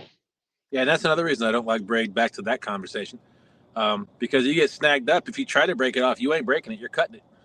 This is true, and you ain't cutting it near the hook either. Nope. and then all that line gets left in the water. Yeah. Stan, I really appreciate it. He says, I joke around with you, but you did a good job tonight. Well, thank you. It's kind of funny because the one time I went up to go fish with Danny Stone, Danny's doing the whole show, and I'm just sitting there like a bump on a log. I'm like, I don't know what to say. I have those days. Some days I'm just not. I can't come up with good topics. And then you guys have actually brought the topics, and I just am reading it and adding. Well, see, that's one of my favorite things about reading chat for Jodi's show. And I've told her this many times. I'd much rather be, behind the camera, or at home, interacting with chat in that than trying to come out here and fish and interact with chat and try to pay attention to the rods and pay attention to the chat. There's a lot going on. But my favorite part of Jodi's show is just being able to interact with everybody in the chat. I find that so fascinating and so much fun. I agree with you. It's like I get to be involved. I get to actually have a say with words and things and vocal, and I don't actually have to do any of the work. Jeremy, if you're still here, that's one thing you need, because you usually have the camera behind you and you can't see, and just having somebody read the chat to you, because that's one of the bad things about being in it, and not Jeremy's channel at all, but just generally, is if somebody's fishing and they're having a good fishing day, there are things that get posted in chat that nobody ever sees or hears. Yep. And it's like I'm trying to ask a question, but but the person's walking off to go get another fish, and you're like, well, that's scrolled off. By the time they get back, they won't see it. So Absolutely. And that's one of the things that I take. That's why I take it so serious when I'm doing Jodi's show is, and Jodi said it many times, when somebody posts something in chat, they're posting it because they want people to see and or hear it. So and that's why I'm always behind in her chat, is because I'm trying to go through and make sure that everybody has a voice. Yeah. And Missy said, yeah, even if it does take him all night to get caught up on chat. Now, some of the chat I've skipped because it was people that I thought were like talking to each other more. Right. And then there's a couple that I missed because I'm not fast enough. Tom says, Danny was on Docktails. He told us to just introduce him and let him go. He said, Jodi and I didn't get to talk at all. Yep. Oh, the first open mic I did, I had Jeremy come up and Brian B came up. And I mean, I'm grateful to both of them for coming up. But I'm kind of sitting there on camera, and I don't know what my facial expressions look like, but I'm just sitting there going, I ain't going to get a word in. Gray Wolf is 39 days sober from opioids. Hey, keep it up, buddy. Keep it up. Great job. And Gray Wolf, you're going to have hard days, brother. You are. And I hope that you get somebody on speed dial that can help you, because that's peers that have been through it. I mean, it could be 3, 5, 10 years down the road, and you'll just out of nowhere get that I gotta have. So, make sure you got a good support structure of people that understand the problem. Because as somebody who has never had that problem, I empathize with you and I sympathize with you, but I can't help you. I don't mean that rudely. I'm just saying, there are people out there that can help you. Oh yeah, you got somebody you're starting meetings soon. Meetings are a great place. You get a sponsor, you get somebody, and do not get discouraged if your sponsor slides back on you, because they sponsors they're just like you. I mean that's the whole point, right? Are we talking about the same Danny? Yeah, Danny Stone Outdoors. Danny can't stop up. Oh, you're talking to Missy. Let's see, what did she say? Danny hardly talks at all. Oh, you're thinking Danny Masterson ever since he got arrested? Yeah, he doesn't talk much anymore.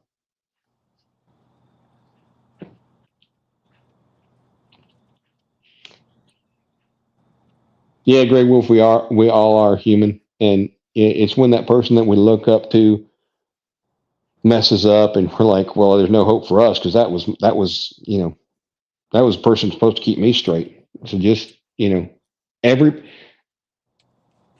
needs grace sometimes. Every one of us. So just don't, if that happens to you, don't let it hurt you. Missy Kennedy. Oh, yeah, this is great. I got to go for this. I used to live to party and drink on the weekends, and that was like 12 years ago. Now I fish a lot and live for the weekends to fish. There you go. Absolutely. Curtis Cunningham met Keith Urban, and hands down, and he has my buddy a beer and says, here's a real Australian beer. But it was Heineken. It said made in Holland right in front or instantly, though it says made in Holland right in front label. I didn't say anything. Yeah, but he's married to Gorgeous, so he wins. I have seen him. Justin, Fishing Fever wants to know if you're making mashed potatoes again. Who's that, me? Yeah, I guess. Yeah. Or maybe he's making mashed potatoes again. I don't know. It rings a bell, but I don't remember the context. Yeah. That's good to hear, Grey Wolf. His mother and father-in-law are recovering heroin addicts, so he's got two of the sponsors there. There you go. Tom was trying to instigate a talk-off between Danny and Stan at CatCon. First one to stop talking loses. You mean the first one to breathe? And Danny says he's still here. He was making a pickle and anchovy sandwich. Oh, I'm sorry, peanut butter and jelly. Pontoon Jodi says, hello, Dustin. She says she'd come up and read chat for you, but you're leaving. Believe it or not, I think Danny Stone could probably talk while he's taking a breath. There you go. And Dustin, you were talking about, enjoying reading chat for Jodi. And honestly, I love that you're there, because especially on a show like Jodi's where you've got so many people, it takes a conductor. It really does. And you add a lot to the chat, even if you are always behind by half hour. Well, thank you. Jodi, it's good to see you. We didn't catch any fish today. Justin caught, or Dutch. I'm calling you Justin from the habit of doing it as a smart aleck. Sorry. Dustin was throwing his net and had his readers hooked onto his shirt, and they flew off. So he can't read right now. He can't see up close as well as he can with readers. As well as I'd like to.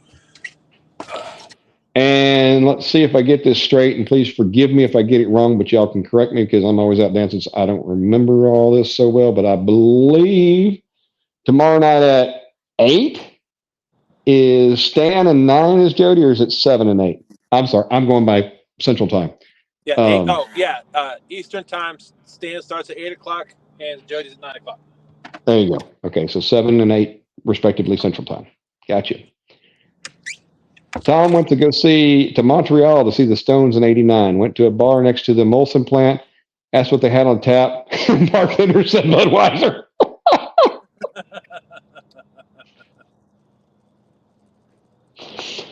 Here's something I think is funny. So I grew up in Tennessee, a small town, and Budweiser was the king of beers. Everybody was drinking Bud or Bud Light.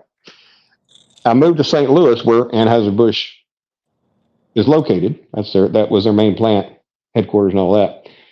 Busch beer up there is the premium brand over Bud. It was so weird. Huh. Interesting.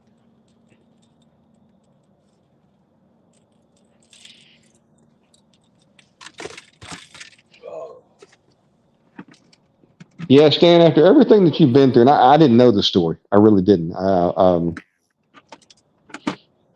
It's impressive at how much you get out there.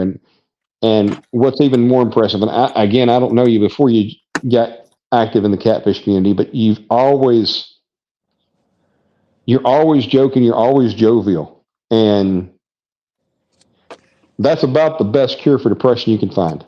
And I'm not saying you had depression, but going from what you had to what you got, shall we say? I get that can be rough.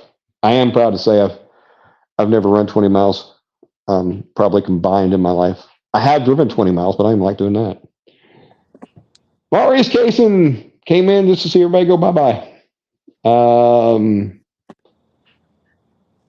Jodi says she would like to thank everyone who's been on her panel, whether fishing or speaking or just being there. It's not a show without a chat, and I appreciate every one of you Ewans. I love that. Stan says going to have a great show tomorrow night, a topic that I feel is one of the most important topics out there. Hopefully going to have a time machine, bring in a couple of guests. Well, now, if this is one of the most important topics out there, you're just going to leave us hanging? We got to tune in to find out what it is? Probably.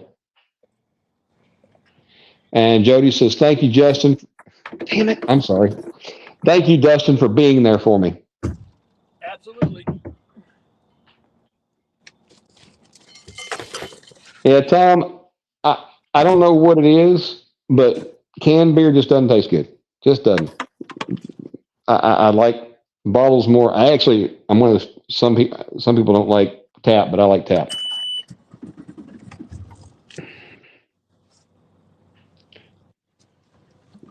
Well, most times 8:02 something. Oh, that's when it starts, 8:02 something? Gotcha. If y'all want to ride back with me, I can leave this live and we can just ride back and chit chat. Or we can end it. I'll leave that up to y'all. I think there's too many people in leave it just yet. That's up to you then. I love having the conversation. Y'all are doing a fantastic job. Yeah, Maurice, earlier tonight we were talking about longer rods and mono versus braid on longer spinning rods and all that kind of stuff. It was kind of fun. Buck Williams likes Molson. And Sampy says, Dustin, thanks for helping everyone out with their shows. Absolutely. And Missy wants to know if you're using your trolling motor. No, I've got gas in my boat, so my motor works. Is that motor too loud? I can't even hear it. Oh, awesome. 4 strokes are nice, that's for sure. Yes. And Sampy and Austin both said thanks for helping everybody with their streams, Dustin. And that's one thing that I really, I appreciate about Dustin doing that, because he puts a lot of time in with Jodi. He's there most every week, I think.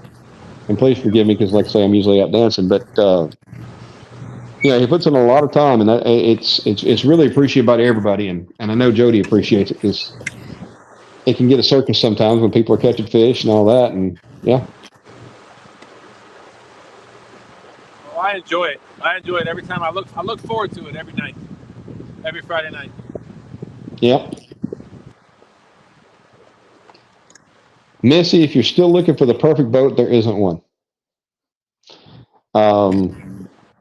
You end up with, your best bet is a jack of all trades, but master of none. Yes, there you go. I mean, for crappie, it's nice to get a skinny little flat bottom that you can get in the most interesting of places. But there's something about a deep V and being able to get into other interesting places. being able to handle rougher water and stuff. And pontoons, they have their place, but they're kind of like big giant sails.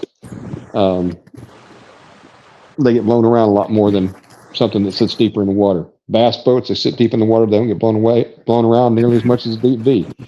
It's all pros and cons.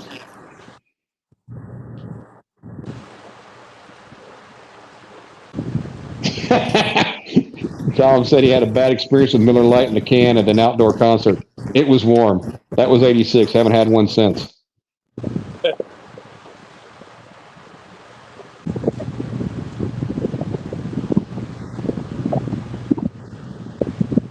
Yeah, Missy, the crazy people won't reply back on the boats they have for sale. I found that when I was looking for a boat. That, or there was one that I was ready to buy, and I was coming down that weekend with cash, ready to buy it and everything, and he said, "Yeah, it just sold." I'm like, "But we had a deal." He's like, "Dude offered me like $700 more than I was asking, and I wasn't sure, I didn't realize we had confirmed." I'm like, "Man, if you got $700 more than you were asking, I would have sold that for under me too."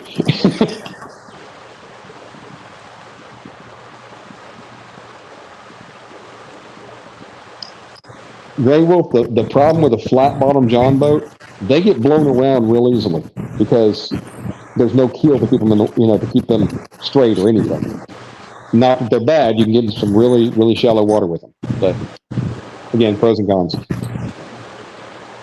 And next year you're going to get a fishing kayak. Well, get you some leashes, some rod leashes. You will roll it over. I see Haz out there fighting his with, fighting 35-pound fish in a kayak, and I'm just sitting there going, dude's going to go for a dump, and he never does. But I'm with you on that. I went in a kayak earlier this year, and I decided I was going to buy one, but I have the same problem I have with my boat, and that is I got nothing to haul it with.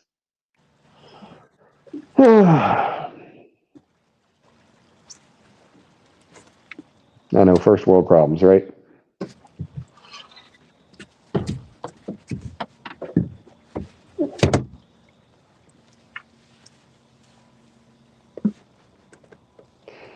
Now, something interesting. So we talk about drift socks and we talk about drifting and that kind of stuff, but there was a buddy of mine when I lived in Texas on Lake Lavon. He was a guide out there, and he made a drift chute, is what he called it.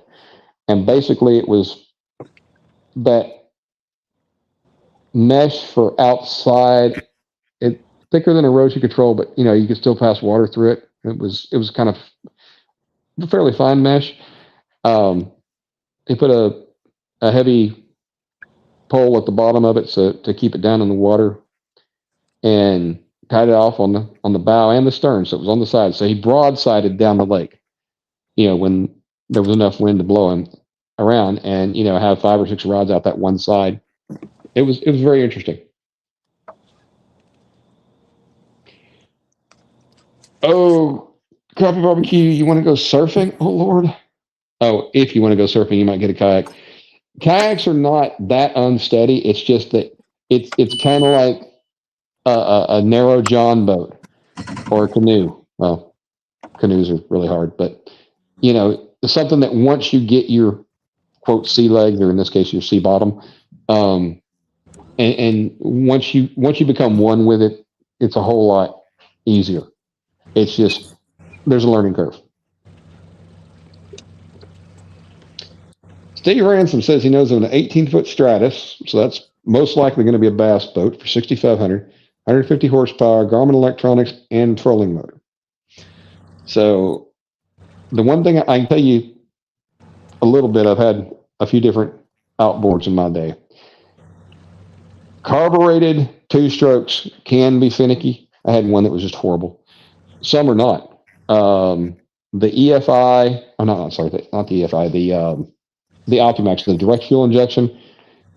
Oh, I had a 99 that blew after 42 hours. I bought it at like 39 hours, took it to the mechanic. Everything was great, and it blew 3 hours later. But they had a tendency to do that. They were running too hot. I mean, too pumped up. But these 4 strokes, fuel injected, oh my goodness, they just start up. There are times when you'll actually try to start it while it's running because you can't hear it running. I've done that before. They're just awesome. 150 Yamaha 4-stroke. So Yamaha makes a great motor. I mean, that should go without saying. But the thing is, so depending on how old it is, the electronics may not be that great. The Garmin and stuff, maybe quote obsolete, no longer made. But that doesn't mean it's a bad thing. Most of what's changed in the last several years, other than live scope, which you probably didn't have, but is the size and the resolution of screens. That's that. And when it comes to trolling motors,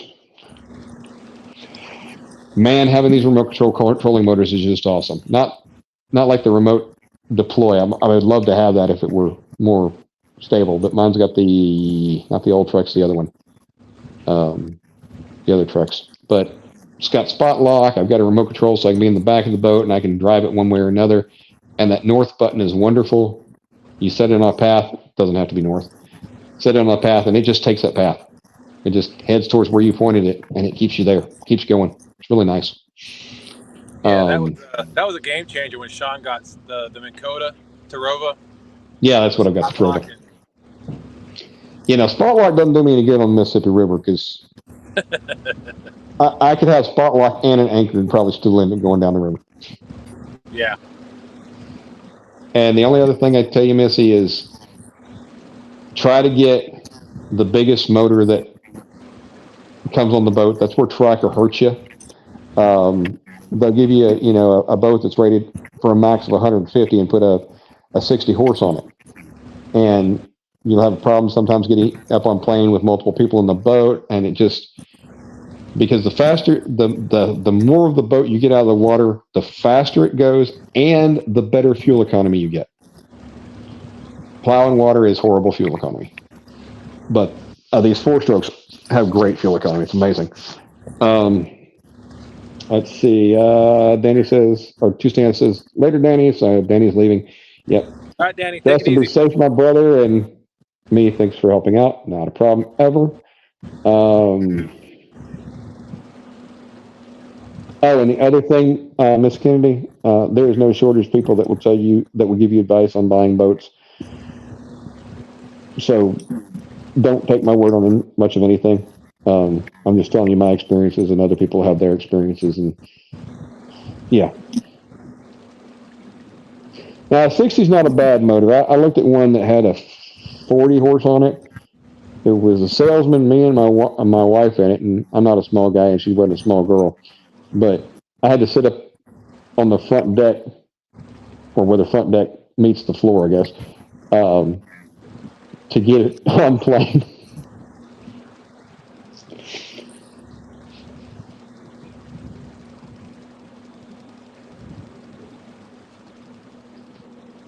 Stan 3 has used Walmart bags as drift socks on his kayak. Yeah, see, kayaks are neat. For an anchor, you get a 3-pound anchor. Like, that's cool. Nothing like throwing a 16-pound anchor with a 4-foot of chain on it.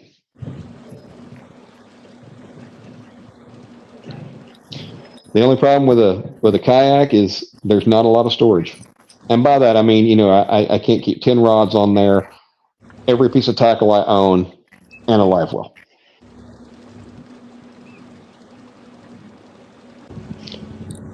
Have a good night, Danny. Always good to see you, my friend. Thanks for coming in. Yeah, I would stay away. Well, I would be cautious of Evinrude motors, not because they're bad motors, but because Bombardier went out of business, at least for the Evinrudes. So parts may become a problem in the future.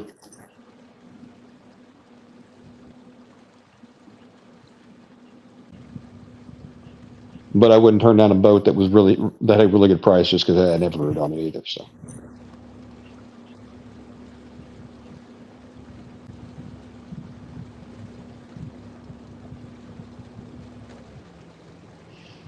Are you back at the dock yet, Dustin? Not yet. Okay. I actually ran into a shallow spot and had to raise my motor and cut the motor off. Ah. That's one thing about where the dock is on this part of the river. It's going back up to the dock on this side where I'm at is a little bit shallower than I like. I should have gone the other side, but I would have had to go all the way down the cut and then up. I'm trying to save some time by going this way. Hopefully not causing any damage. I can understand that. What river are you on, Dustin? I should know this. The James River. Do y'all have Asian carp up there yet? I don't think you do. I don't know much about carp, to be honest with you. The Asian carp are the jumping ones. So no, I don't think we have Asian carp here. Good.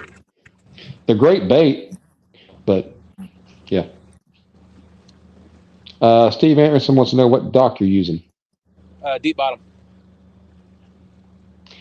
Stan says, when we're hitting shallow water for bait, even in Dan's big boat, they have me stand in the bow level off the boat. I actually had to do that in a bass tournament. We were in shallow water, and he was trying to get up on plane, and it was a bullet boat, and he's like, can you move up front? And so, when he'd take off in shallow water, I'd move up front, and it'd pop up on plane real quick. And Stan says you got to stay to the right. Yeah, now, I almost whether ran that's into an old dock that's on the right, though. Now, whether it's the right going up the river or the right coming down the river, I don't know. Yeah, I know what he's talking about, and that's where I am. I ran into a shallow. It was really, really shallow, and my prop started dragging, and it's really hard dirt up there. It amazed me, that little creek, my little ditch that I fish.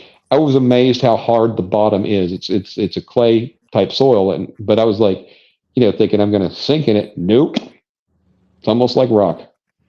Wow. Yeah, and I was staying to the right over here, and then luckily I was able to see there's a couple of old docks that come off the bank, and the logs at lower tide, the logs are sticking up out of the water. I was about 10 feet from one of them. Yeah, Stan says you don't have Asian carp yet. Yeah. The real problem with Asian carp is that there aren't any predators for them. And they reproduce like rabbits on steroids. But like in the Mississippi, when I run into them in slack water, like behind a sandbar or stuff like that. They don't like to be out in the current. And it's funny that, the first couple that jump really startle you, but then you're like, ain't that such a big deal. And mine has tall enough gunnels that I've never had one jump in. I did have one hit the side of the back of the boat so hard that I actually checked to see if he left a dent. Wow. I mean, like, okay. And I'm sitting there going, I bet there's going to be a fish floating. And nope, he was fine. You got hard heads, huh? Yeah.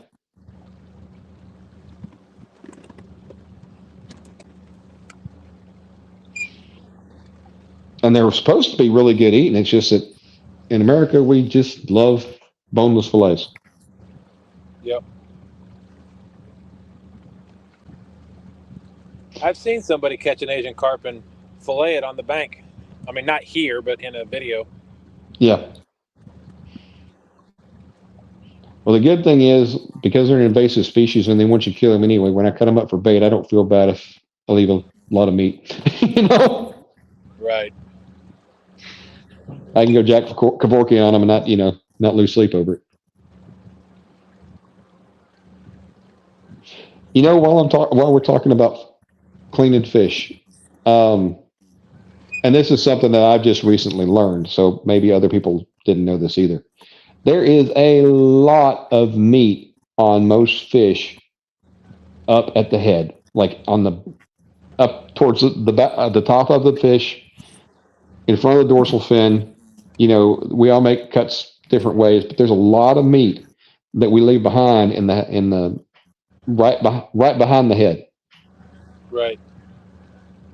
I was amazed at how much is there when I've seen some people go, okay, so here you flay, and this is what you've missed.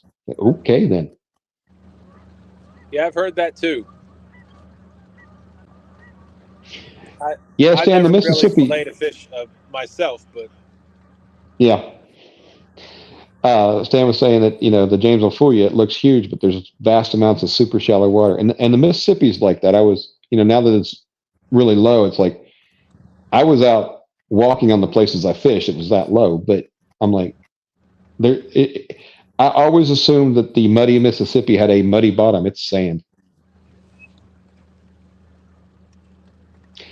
And Grey Wolf says, yeah, a lot of fish have some meat in the cheeks. Yeah, big blues do, big flatheads. The bigger the fish, typically, the more you're going to get meat out of the cheeks. And apparently, so what I've heard is that little oyster is what they call it, is really good meat. Top of the head and the cheeks. Yep.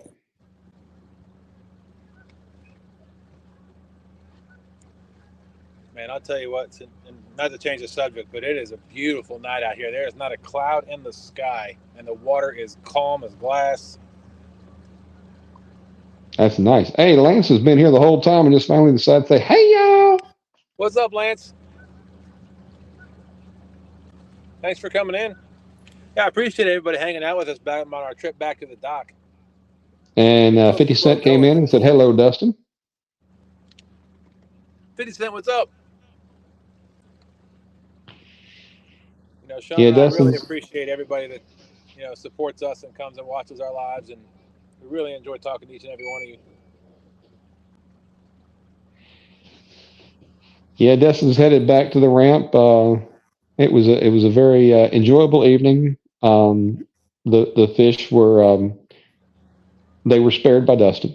That was very nice. I think the fish were captivated by the conversation, so they didn't want to interrupt it by biting the hook. There you go. And Stan says, see, Hank Williams is right. He was just a couple decades early. Mississippi River, she's a running dry. Yeah. But the first part of that, the preacher man says it's the end of time. I don't know how many centuries the preacher man's been saying that, because I know they've been saying it in the 5 decades I've been alive. It's the end is near. The end is near.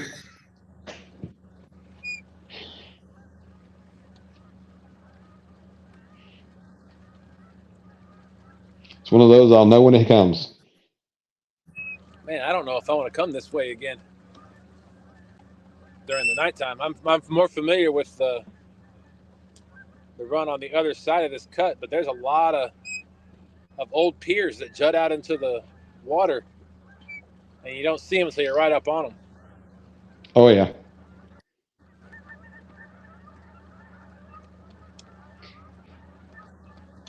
Well, while Dustin's going through that, I'm gonna tell y'all a story from my bass fishing days. We were out on Lake Fork, and we were in my buddy's boat, and Lake Fork has a lot of stumps just below the water line. So I had this brilliant idea.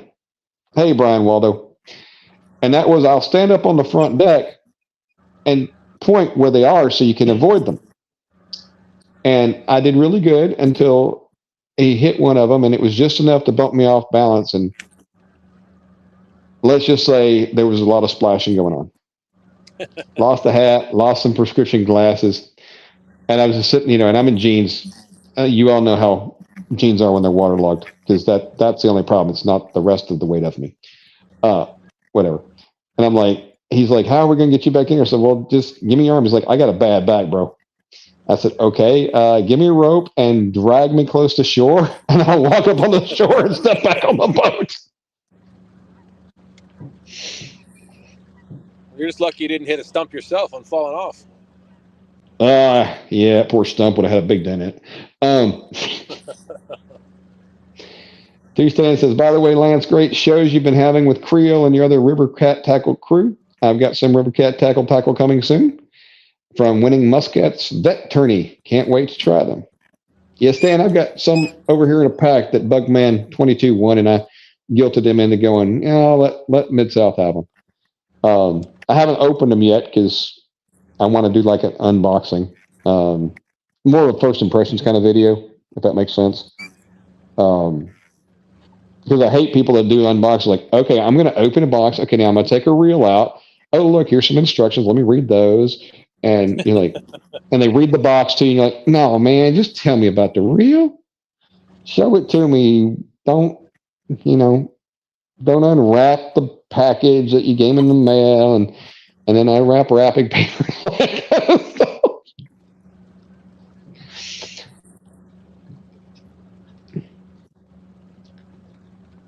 Gray Will said, yeah, but a country boy can survive. It's kind of funny. I grew up on a farm, man. I was the dirtiest kid. Pigpen had nothing on me.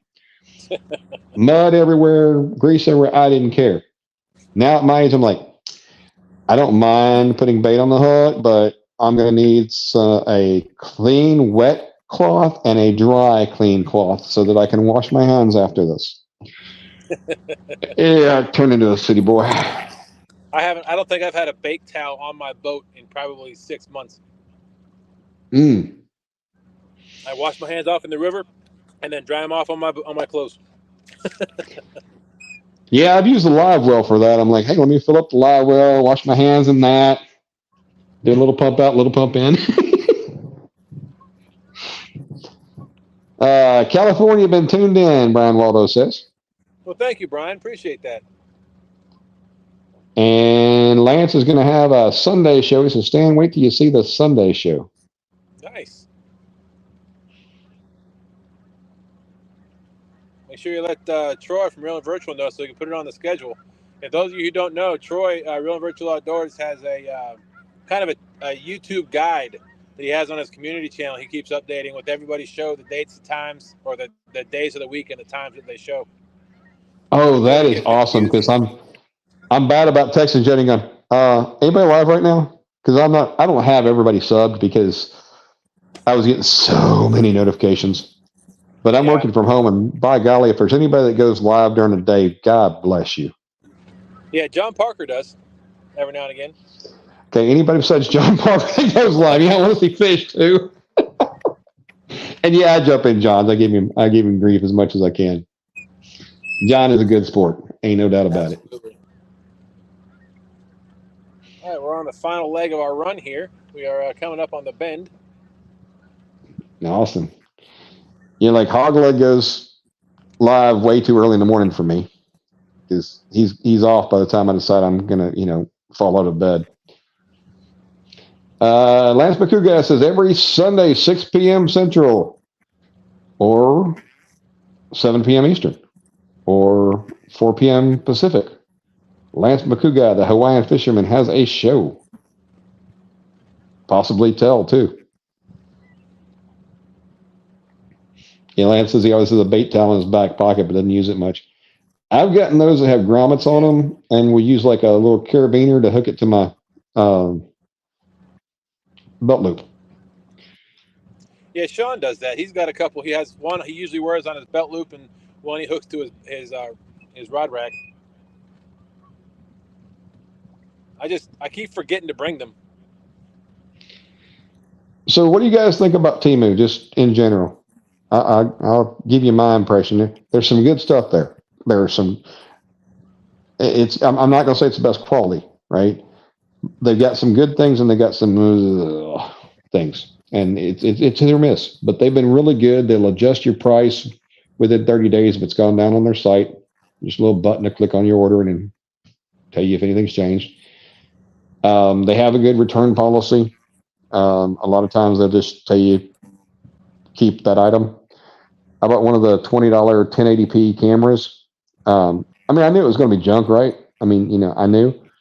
I opened it up and I'm like, I want to return it even for $20. The buttons rattled if you shook it at all, and it says it's 1080p, and I took video with it, and I'm like, I saw stuff better on TV when I was in the 70s. So no, it was horrible. But they're like, you can just keep it. I'm like, I'd really rather send it back to you. I don't. And sometimes, like 2 out of 3 times when you turn it on, it'd just be those what looked like the test bars from TV back when we were all kids. Well, they probably cost them more for you to send them back than it did for you to keep it. Oh yeah. Gray Wolf says he's bought from Temu. He buys from Temu all the time. He bought 40-pound line from them and love that line.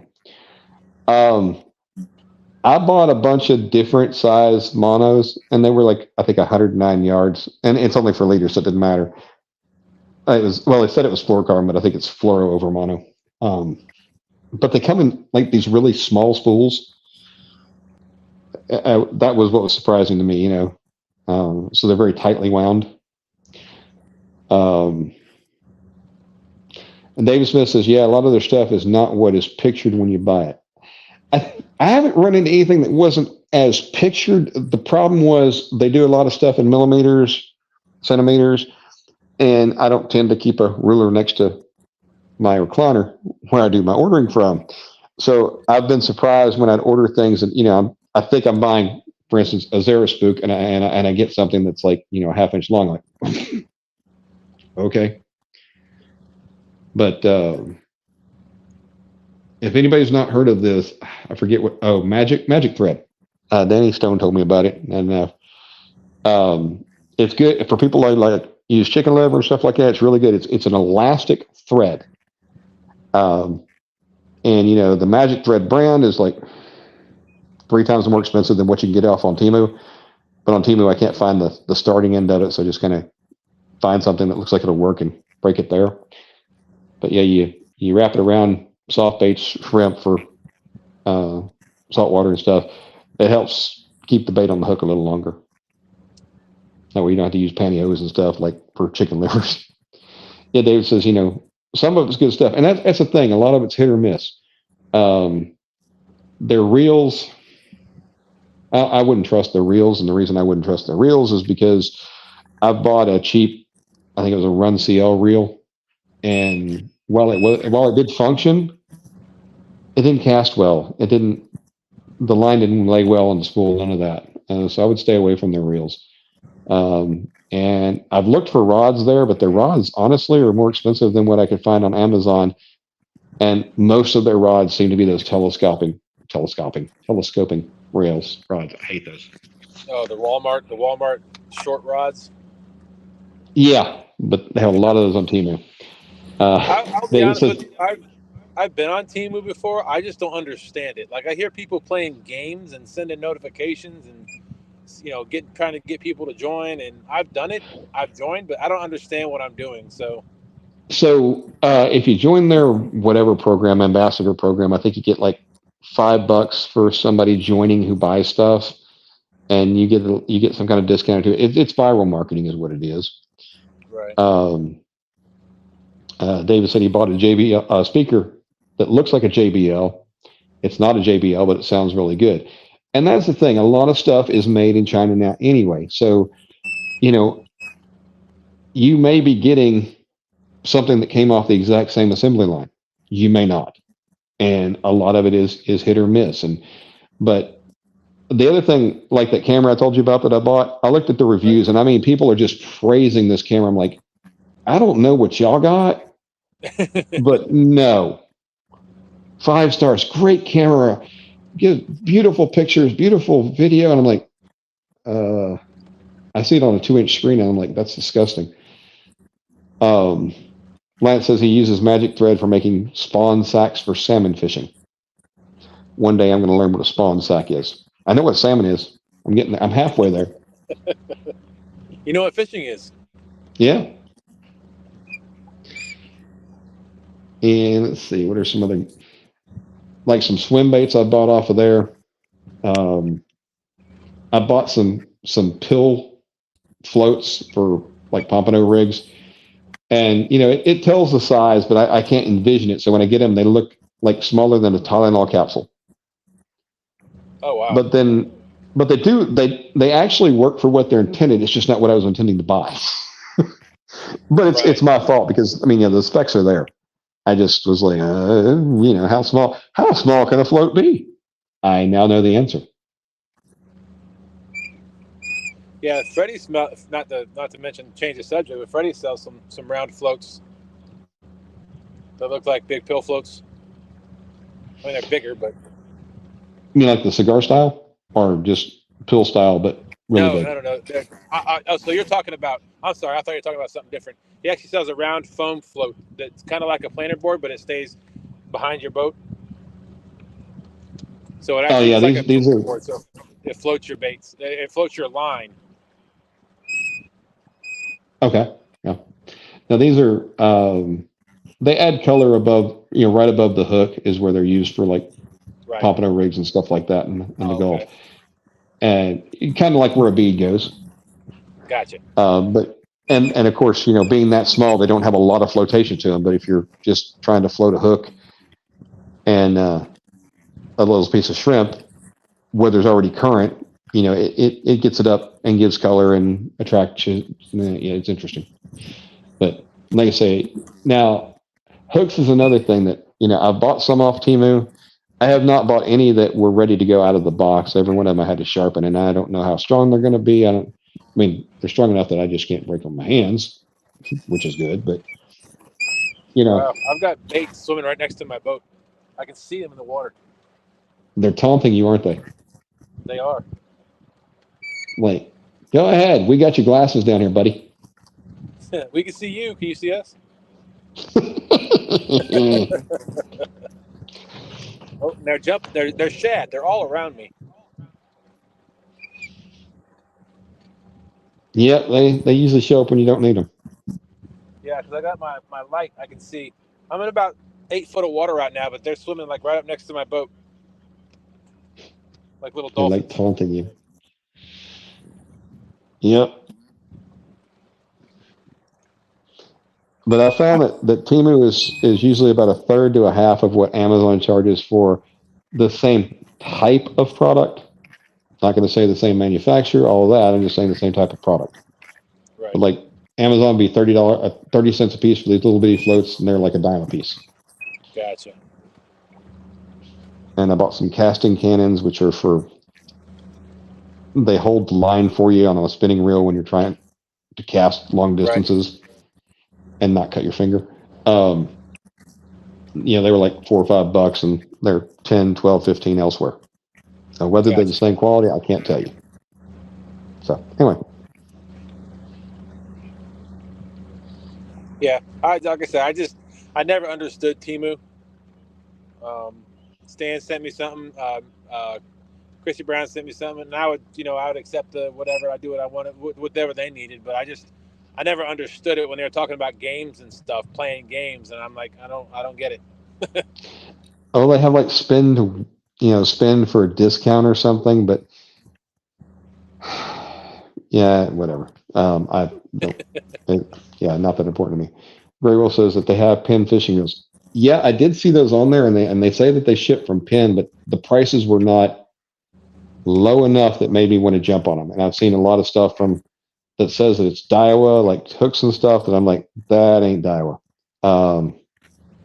There's another big brand that I saw on there Gamakatsu. I'm like, that is nothing like their packaging. That may be their Japanese packaging that they're knocking off, but those are not Gamakatsu hooks. Holy cow! The water is way down.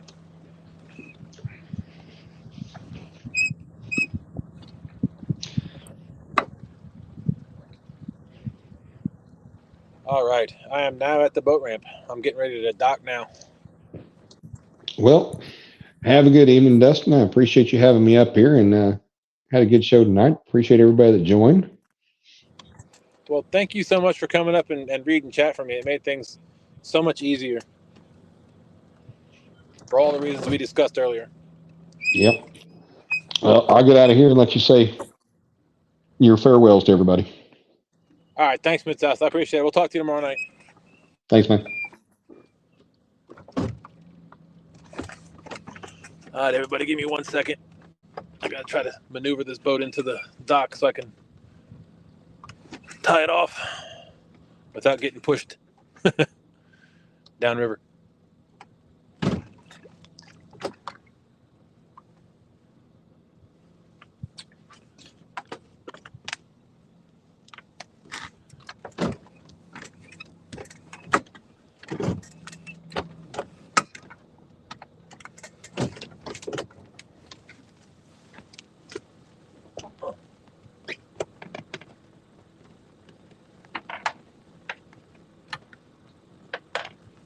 Hold on 1 second.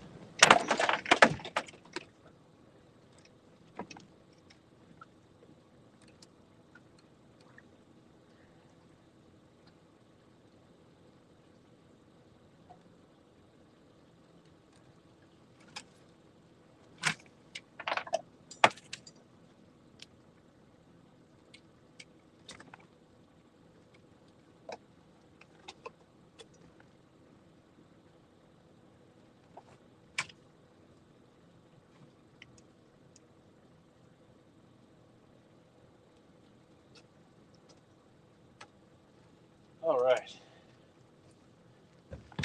Now that I'm safely moored to the dock, for those of you that still left in here, thank you all so much for coming in. I'll point this down. Thank you, everybody, for your support, as always. Thank you, everybody in chat, or to keep the chat rolling.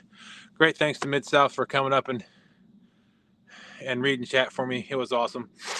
And like I said, if you want to become a channel member, the link is in the description. Remember, F.O.A. customsandgear.com. TSW10 gets you 10% off all your order.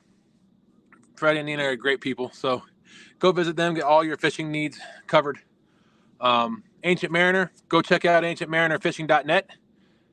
Great reels. He's got some awesome new rod stuff coming out, so go check that out. Great reels, great price, great quality.